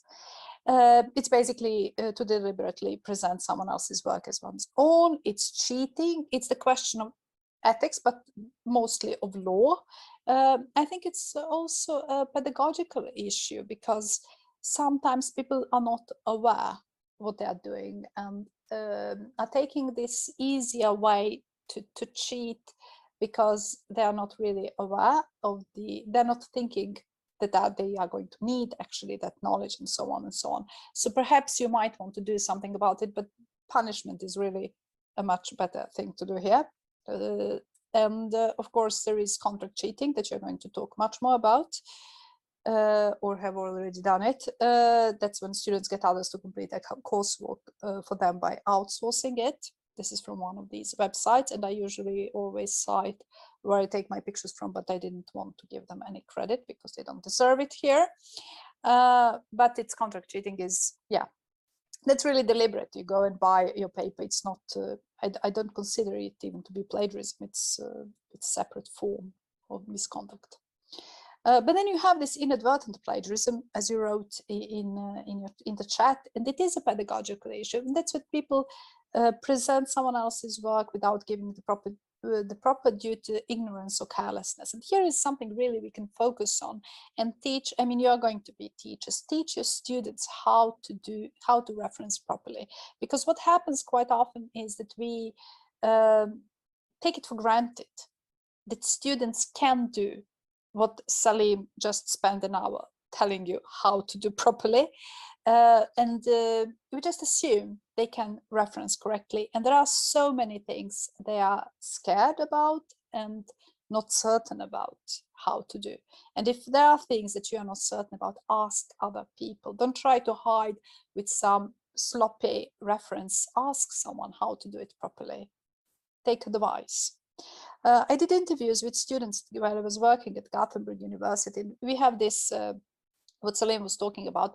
I always indicate references, but sometimes I take a lot from a certain article. Now, when I think about it, I don't know how the exact rules, how much can you reproduce, but of course in your own words. How often do I have to refer to a specific source in the text if a longer piece is from the same article? There are things that I'm not sure of. That's why I don't know if I have plagiarized accidentally. So that's exactly Esger's example. When you start a really long citation and you think, oh, is it enough if I put the brackets, the citation mark, the reference mark at the end of that long paragraph, or do I have to do it over and over again? And students are really scared of that. And when you have teachers, for some teachers, I gave them a couple of examples. So some teachers said, okay, it's rarely crystal clear. You can see it from examples, but also you have teachers that are really harsh when it comes to this. Everything that involves writing in somebody else's text that one pieces together with one's own words, just for reading comprehension, I view as plagiarism. Either use quotes or create a text that is entirely your own based on your understanding of the various texts. So usually you have students here and teachers are here, and there are some students that are in between, and they get caught for plagiarism because of they didn't lack of knowledge, basically, and that's really a pity. Oh, sorry, I got something I shouldn't got here. Oh, here. Let me see. Yeah, okay. So often I teach students quite a lot and teach teachers, and students ask me, how many words do I have to change? And of course, it doesn't depend on the number of words, it depends on the context. If you have phrases like during the first part of the 17th century, it's plenty of words, but it's not plagiarism. But if you talk dialogism or chronotope and not mention Bakhtin, then it might be plagiarism. So there are no safe, it's not safe to copy a sentence or a few words, cite correctly. And if you take something from someone, just cite it correctly. Another fear that many students and even PhD students have is, okay, but I can't write it better myself, and it's ugly to write, to have too many citations. And there is one thing I think very important for people to understand, that it's your thoughts and your text that are required. And by writing, we come back to this reflective writing. When you do exams, when you write your papers, when you write something in your own words, you show that you have understood the context. And you carry research forward by contributing new knowledge and new ideas. So yes, I understand you think you can't write it better yourself, but if you process it, you'll show learning, you'll make more new research and new learning by processing the knowledge you got from other sources. So that's kind of a point of referencing. So don't get too focused, oh, this person is writing so nicely. Of course they do that, it's their mother tongue probably, and they know how to express themselves. And I think it's very important. You have to know that, be confident, because you are going to, perhaps your writing is not going to be as stylish, but if you have something to say, it's better to say it in your own words, even if perhaps it's not as stylish. Okay, then a great thing about translation, most of us do speak several languages. And yeah, I have some students, they will tell them, okay, you have to write in your own words. And they say, oh, but it's translation. I translated it myself. So these are my own words. Of course, it's not. You have to translate. If you translate directly without citing the source, it is plagiarism. So once again, quote or paraphrase correctly. Just so there be no misunderstanding. If you write in some other language, translate, use citation marks, even if your translation is yours. And perhaps it would be good to also write somewhere if it's your own translation. If it's translated from some other source, state that. I'm a translator myself. I like to see translators mentioned. And then we come to self-plagiarism. It's allowed to use a once old text? No, it's not. You know, when you have a student and you had several courses and perhaps some of them were similar, so basically you could use the same essay several times. Well, you shouldn't, as it would be, you know, it wouldn't feel really good if a student goes from one course to another, try to cash in points and credits for the same paper. The same thing about papers as well. Treat your own papers as someone else's papers. You would cite someone else, cite yourself. So it's totally okay to cite yourself. I think I see that as both an act of transparency and also as a service to a reader. If I read something that Salim has written and he cites himself, I might get so excited that I want to see the other text he wrote. So it's a service for me as a reader that I can go to his other text because, oh, he's talking in this text about what I'm interested in. And then, so see it as a service to a reader. It's not ugly, it's not inappropriate to cite yourself, just do it. So it's very important to treat your own text, be transparent, because in that way, tomorrow I'm going to talk about falsification and fabrication and stuff like that. But self-plagiarism is basically reusing your stuff. I think it's just trying to disguise things. So don't do that. Cite yourself. Pet writing is something that might be seen as a way of learning to appropriate scientific language. As you have seen, we all have this lingo, scientific lingo in our own disciplines, and it takes time to appropriate it. And what students do when they start to learn academic writing is they try to use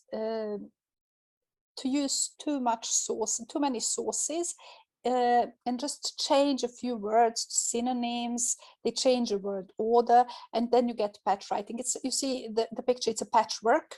So the patch writing comes from patchwork. It's basically taking bits and pieces from different texts and trying to make your own text. That's not the point of writing. The point of writing is that you write, you have your hypothesis, you write, you have something to say. But what people do when they have patch writing is they just try to pull things from other things, and that's insecurity. It's a way of trying to produce a text in an easy way, so some laziness, or simply not knowing how to write properly. So there might be several reasons, but you can still be accused of plagiarism. And the worst part is, if you do it really carefully, you can be so good at it that no text matching software recognizes this. It still doesn't mean that's okay. It's not your own text, so you have to do it properly, simply. So it's yeah. Think about the point. That's why I'm telling you that the point of referencing is to support your own argument. The point is not just to make this patchwork of different texts and say that it is your own texts.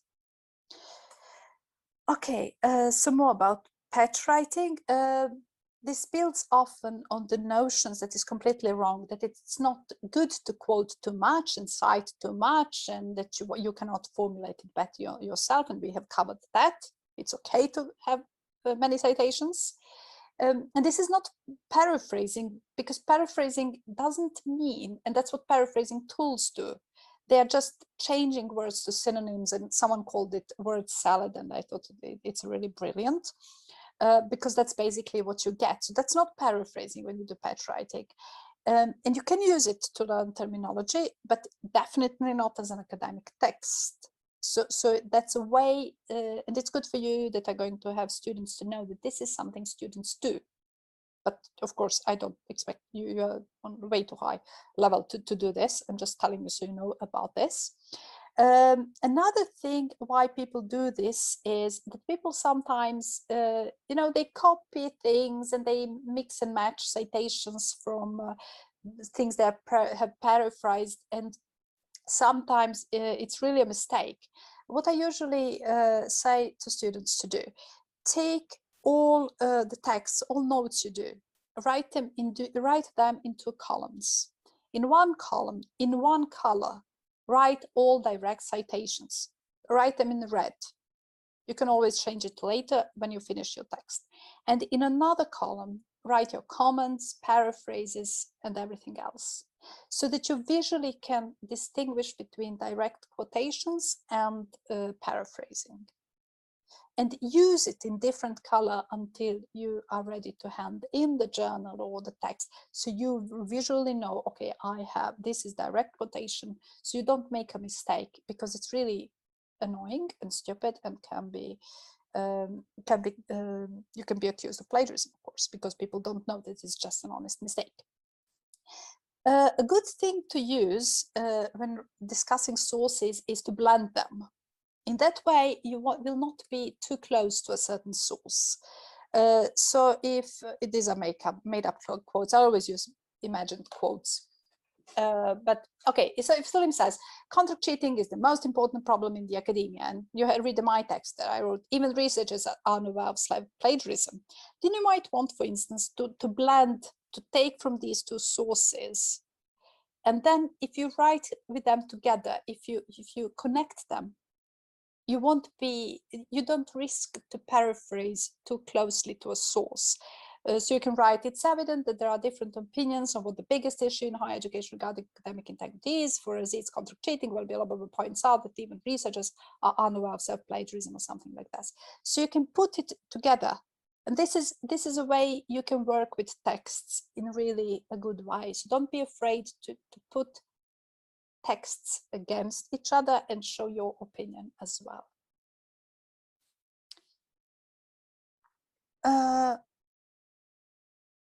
Can I plagiarize by mistake? That's also something students ask me. So what happens when I come up with an idea that is already described, I wasn't aware of it, what happens?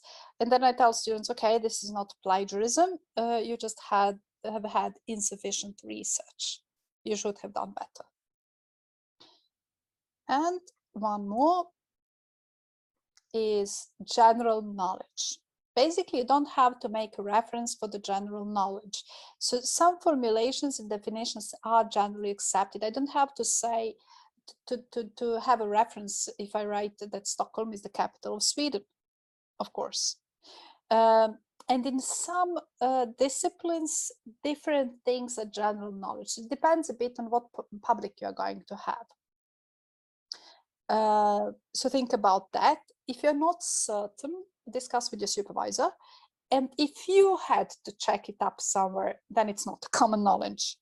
So that's like a very, yeah, good advice. Here's an example, I think, from Salim. Yeah, I blended these three examples so we can have an opportunity to discuss either they require citation or not. Let's start with the first one. Students should start learning a foreign language before they are 5 years old. What do you think about this? Suppose I'm writing a paper and I have such a sentence. Do you think would such a sentence require any in-text citation or not?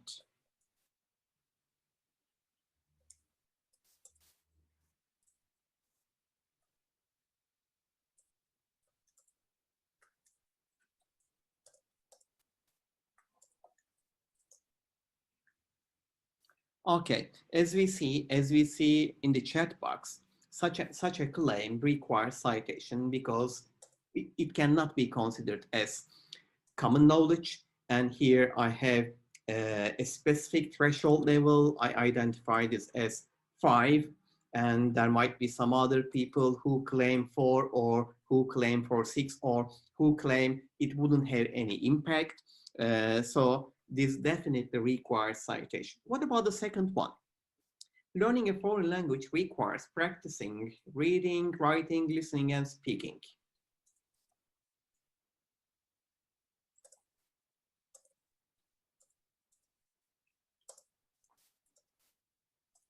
Do I need to cite any source?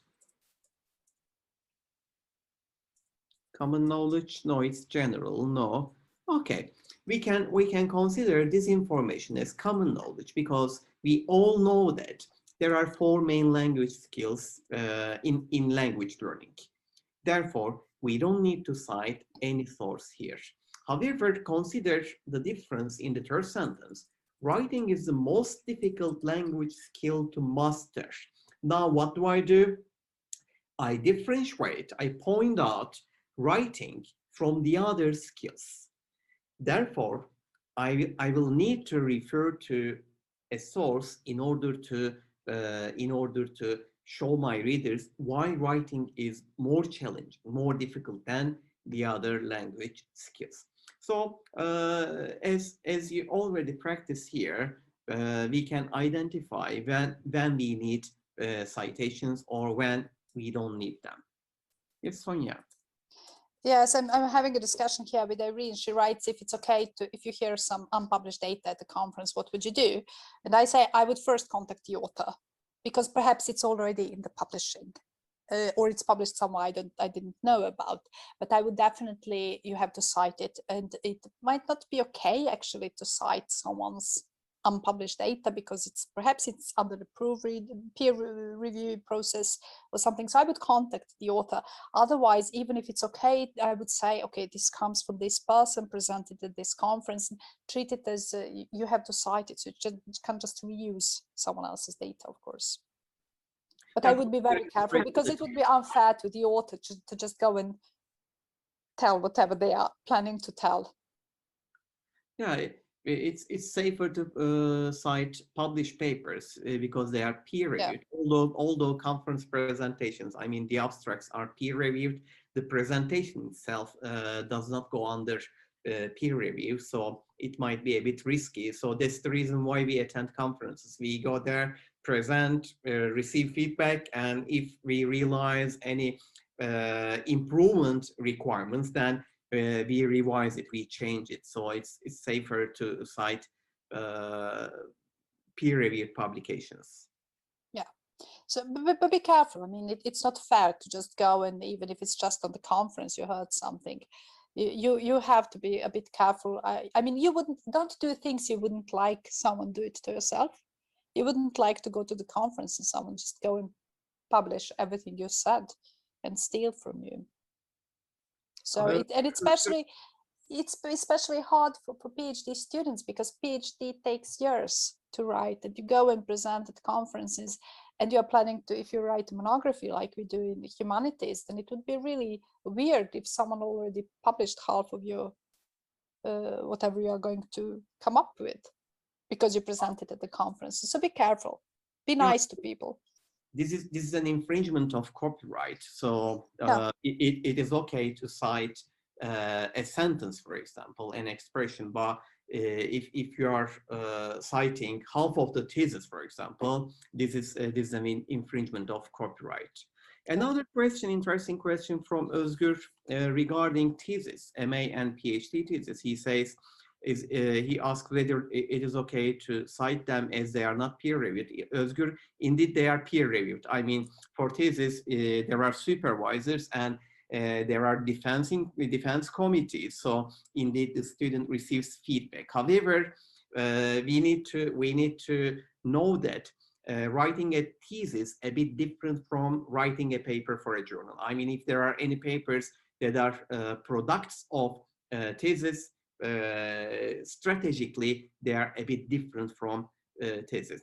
And my suggestion to you, before citing any thesis, please check the CV of that person, of the author, because most probably the author has already published a paper. If this is, for example, not a very recent paper, probably you will be able to find a peer-reviewed article which is a product from the thesis. So it will be a safer option for you to cite the peer-reviewed article. However, there is nothing wrong to cite a thesis as well.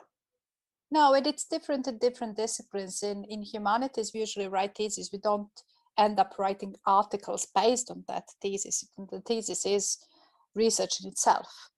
So it's quite different. It depends on what discipline you have. So discipline-specific differences. Yeah. Okay, so here are some tips.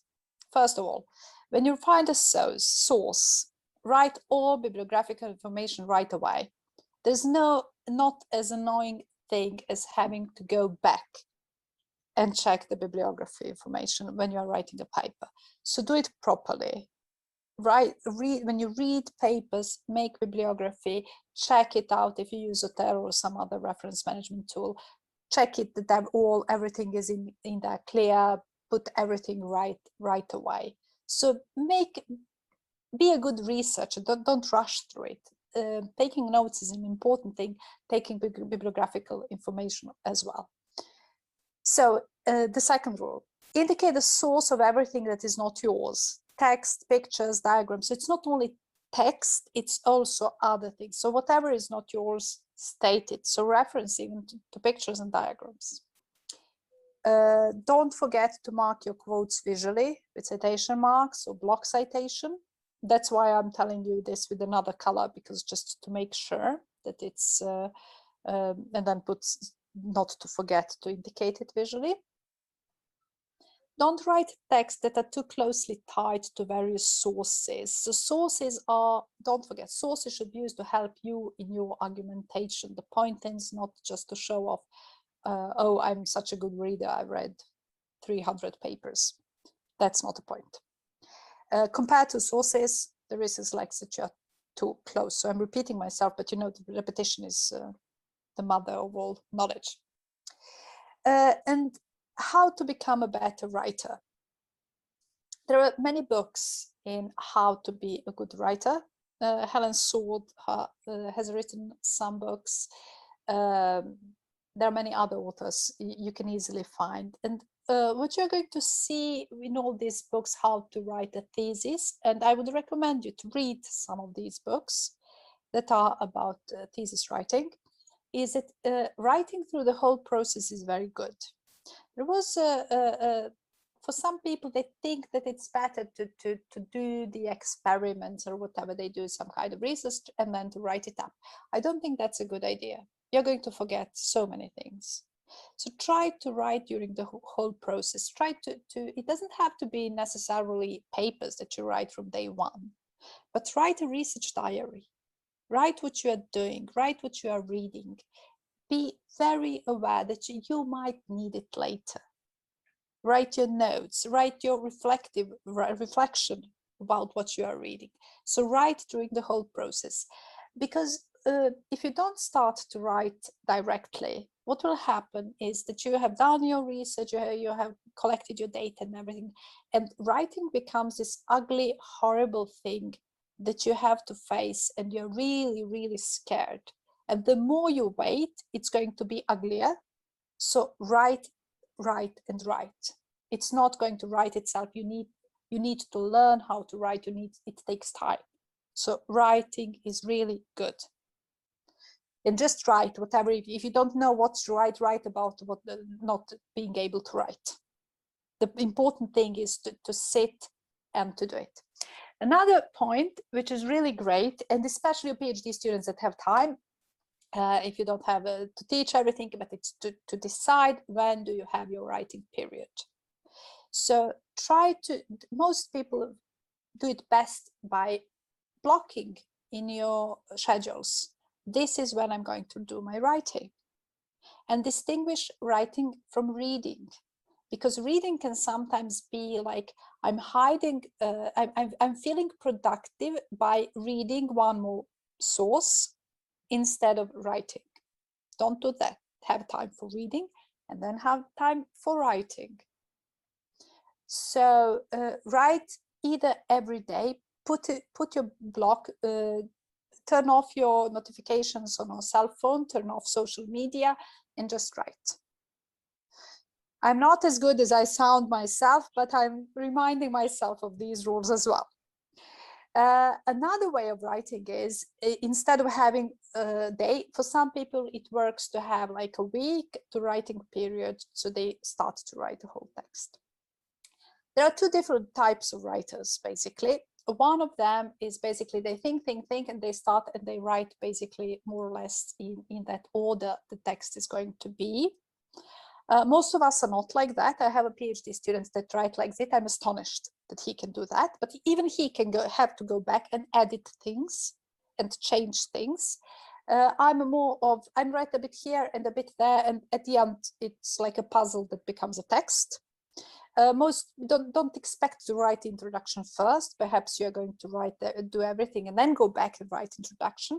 Methodology is usually something good to start it with, because that's something concrete you have done, and perhaps your results and conclusions, and then you can go back and write. So don't think that this structure I've shown you is the way you are writing.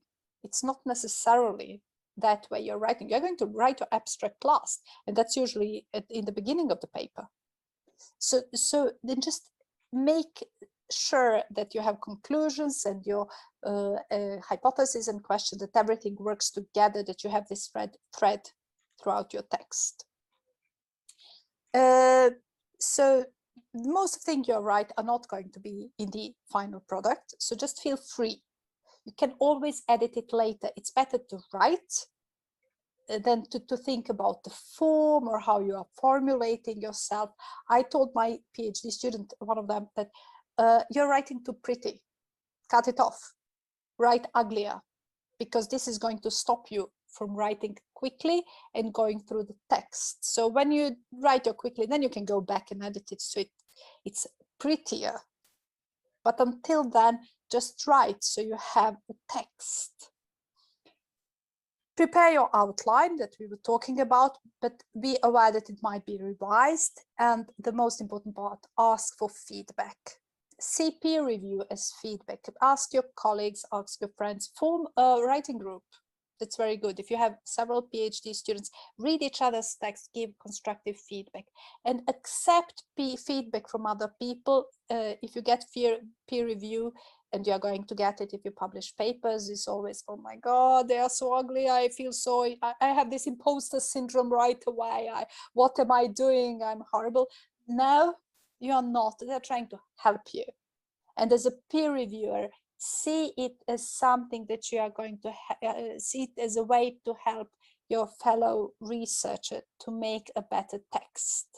So don't think that you are horrible, that you don't have any place in academia just because you got nasty feedback. Everyone gets it, and we survive somehow. Everyone feels like an imposter. Just know that too. It's also something very common in the academia. What am I doing here? Everyone is so much smarter than I am. That's also totally normal. That you feel that you don't write good enough, pretty enough, whatever, just write. It's going to get better. You can always edit it. Don't focus on the form. It doesn't have to be perfect.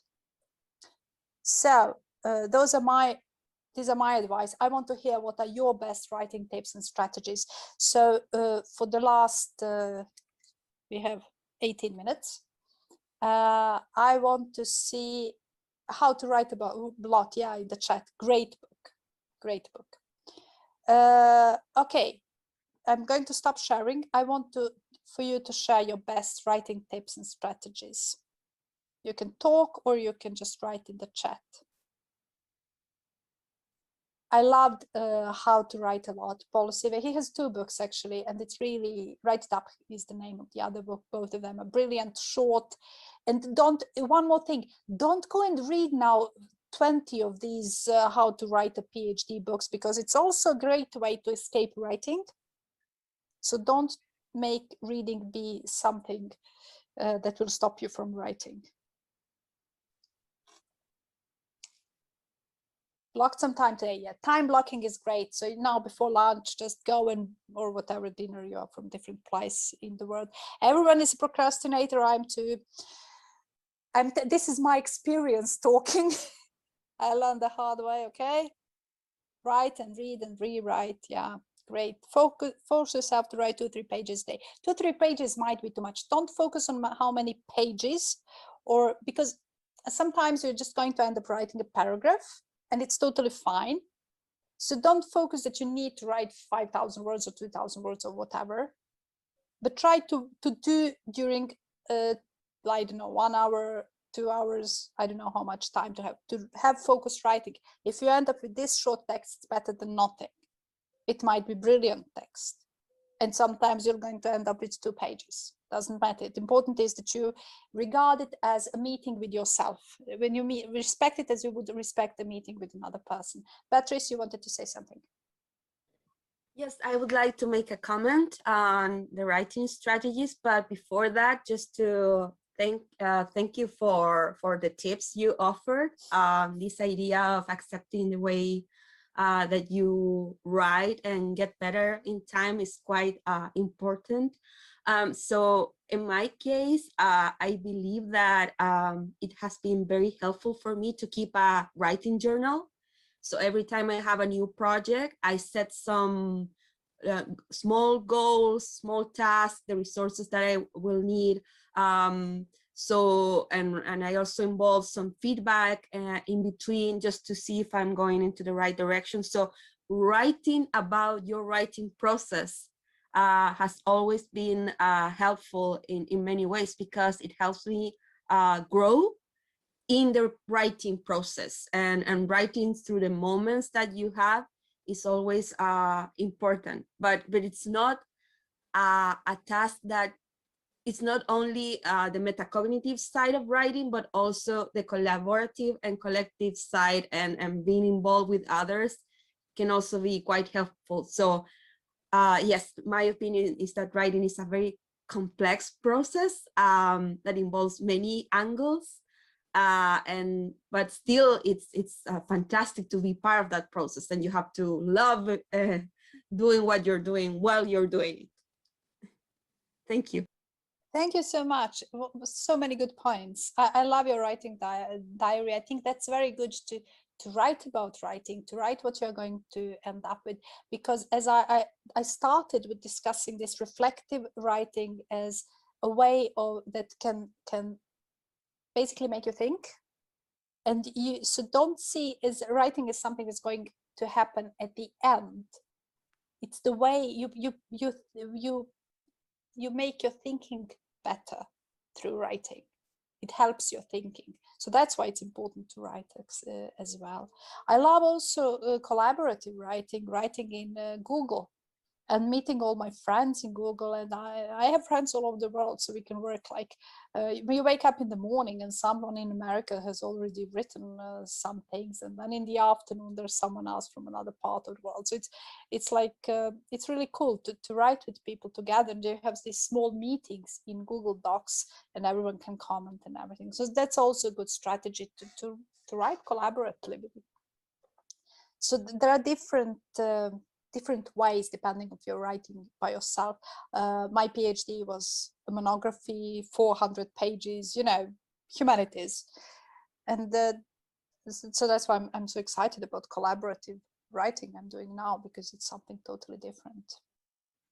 So many good things here in the chat. Does anyone else wants to share? Or are you going? Oh yeah, maybe it could be good to refer to collision, the difference where Oh yeah, collaboration ends and where collision starts here. Okay, we are asking for peer feedback, and the relevant literature indicates that indeed providing peer feedback contributes more to the reviewer than its contribution to the feedback receiver. So it's a very good opportunity. However, be careful. Peer feedback does not mean that you are writing, you are correcting. You are just providing feedback. I mean, you are just showing the strengths and weaknesses of the paper. If you recognize any systematic errors, for example, you highlight these errors, or you highlight any mistakes. As a reader, you check the flow of ideas, and if you do not like flow of ideas, you inform the author to revise it. It doesn't necessarily mean that you are correcting the paper. So we need to be careful about where peer review ends, where collaborative writing ends, where collision starts. It could be good to pay attention to this. So many nice things in the chat happening. I'm just trying to read everything. Yeah, start with the method section. Irene said it's the easiest part of it, definitely. Nicolette, 3 pages every day. I'm impressed. 3 writing. That's good. That's really, because you can't think of yourself as a writer. That's also something we have to do in academia. We consider us to be many things, but one of our identities is being a writer. You are writers, so behave like writers. So sit and write. I know that's one of the identity. We identify ourselves as teachers, as researchers, and whatever, but basically a huge part of our job is to write. And we usually don't see ourselves as writers, because writers is, it's someone sitting in the woods or something, Haruki Murakami, springing, running and writing or something like that. But we are writers. So embrace that identity as well. And when you define yourself as a writer, then you realize you have to write. Oh, I love Caroline's way. I keep running bibliography where I add everything I may use in some way and just write. It's a huge blob of word salad in the beginning, but having the resource list help keep it from sliding into tautology. Yeah. Start with an informal brainstorming session with my supervisor and some of my colleagues.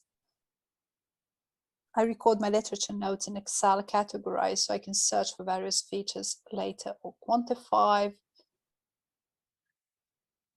Academic writing, despite being structured, critical, and analytical, it still requires creativity. So writing continuously helps you understand, grow, and explain. Exactly, Irina. Alicia, write short sentences about what I want to express, and later I order that sentences and develop the paragraph so I do not forget the main ideas I had before. For me, it's easier to organize the order of that ideas in short sentences than paragraphs. English is not my first language, so sometimes I write in mixed language at fast, short sentences. I do it too. I write like in 3 different languages at the same time, and then I translate what I wrote and stuff like that. So it's yeah, of course, if it's not your first language, it's not important. Don't focus on the form and don't focus on the language either, because you can always translate it. Get a proofreader; they can fix the small stuff you are not. Filters, categorizations, yeah. I do sit and stand and squat writing. Okay, Akbar, can you explain that? Yeah, I mean, when we sit too long, sometimes we feel back pain. So we need to change position. So sometimes I don't sit on the how to say, on chairs too long.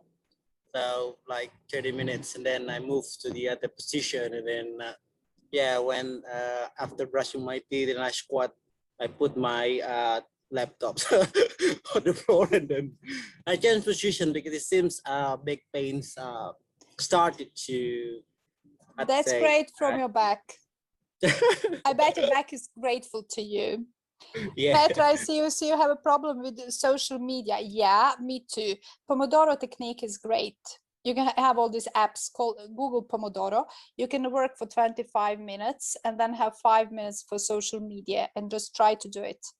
Yeah, So, I have to try, definitely, because it's, and right now I'm on 2 laptops. So I'm working and I'm listening to this. oh, and no. No. That doesn't count. I know multitasking is horrible. You need 20 minutes to go back to what you never give your brain the opportunity to concentrate. Read a book called Carl Newport, Deep Working, I think it's called. Read that, the importance of being you are, I mean, you're here, you're a PhD student because of your brain. Don't destroy your brain by switching contexts all the time. You're destroying your brain, don't do that. Focus on one thing at a time. Your brain is your biggest asset, I assume, because you're a PhD students. We all take care of your brain. Switching contexts, switching to social media is destroying. Trying to multitask, it's not good for your brain. Okay. I appreciate it. Thank you. So I'm really harsh with that because I have the same problem, and I'm trying Pilates ball. Yeah, good idea for. So we got some physical advice, how do you do it physically, how to do it mentally, how to focus. So in every way, so I hope you will book some time in your calendars for next week after this session, because this week you are very busy. Take rest. Social media is not a good rest. Making squats, as Azbar did, is much better for use. Use Pomodoro technique. Concentrate. Give your brain time to focus on one thing at a time. Yeah. Salim, what advice would you give them? I have guidelines for proofreaders here, which is from Coventry University, and I'd like to share it, but for some reason, I don't know why, I cannot share it here. So, Özgür, I am going to email it to you. Could you please share it with the group? Sure, Hocam. Okay. I'm waiting for your mail. Okay. I'll just do this, but while doing this, let me clarify. Proofreading, again, as we go back to what happens in peer review, proofreading also has some limitations. If you ask someone to write on behalf of you, then be careful. This will be an infringement of academic integrity. So please be careful. There might be corrections with regards to language. I mean, linguistic issues such as grammar or vocabulary. However, if you are asking someone to rewrite when it comes to proofreading on behalf of you, I mean, to make it complex or to change the flow of ideas, then it will go beyond proofreading. This time it will become contract cheating. So I'm sharing, Irene had provided me the guideline previously to me. Now I am emailing it to Özgür. Hope he can share it with you. There's some really good guidelines. So read them, especially if you are going to proofread things for other people as well.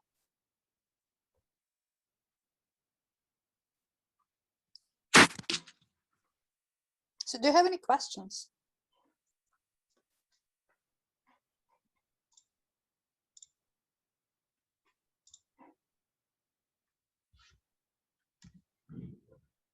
No one? Well, that's brilliant, Salim. They don't even have any questions. Yeah, Or they are just tired. I don't know. They give us some lunch. I guess they are so hungry to have lunch. Yeah, they're too hungry.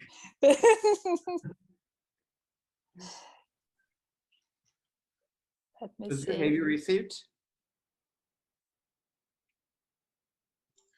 Yes, Hocam, I got it. I'm Okay. sharing on the chat now. Okay.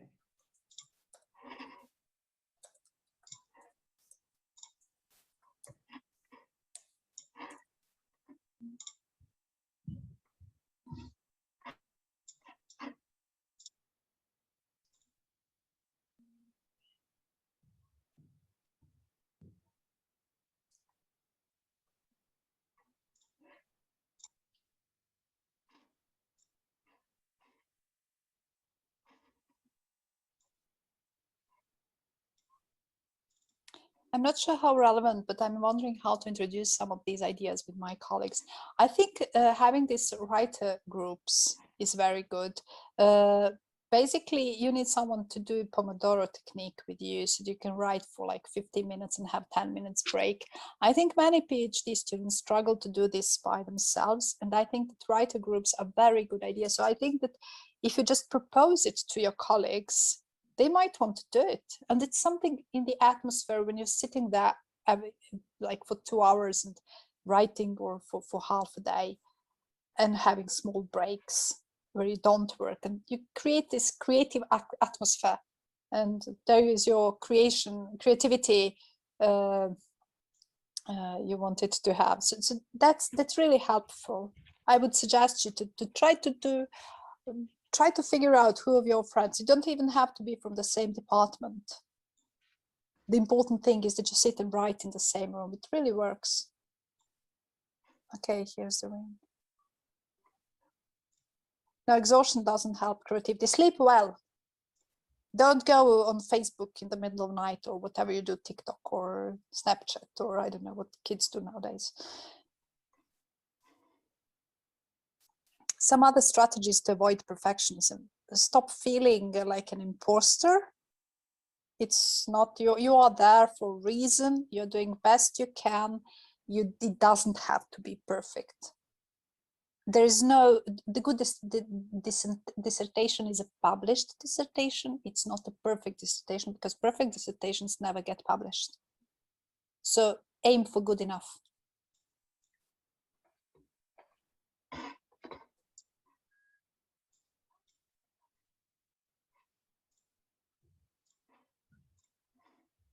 Anyone else? Okay. I would like to thank you. You were really active today. I really appreciate it. I will see you tomorrow as well. I'm going to talk about research ethics. And thank you so much for today. It was a pleasure having you here.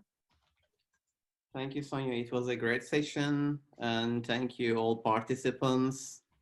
Enjoyed being with you. Hope to see you in the afternoon. Thank you so much. Okay. Bye. See you tomorrow. Bye.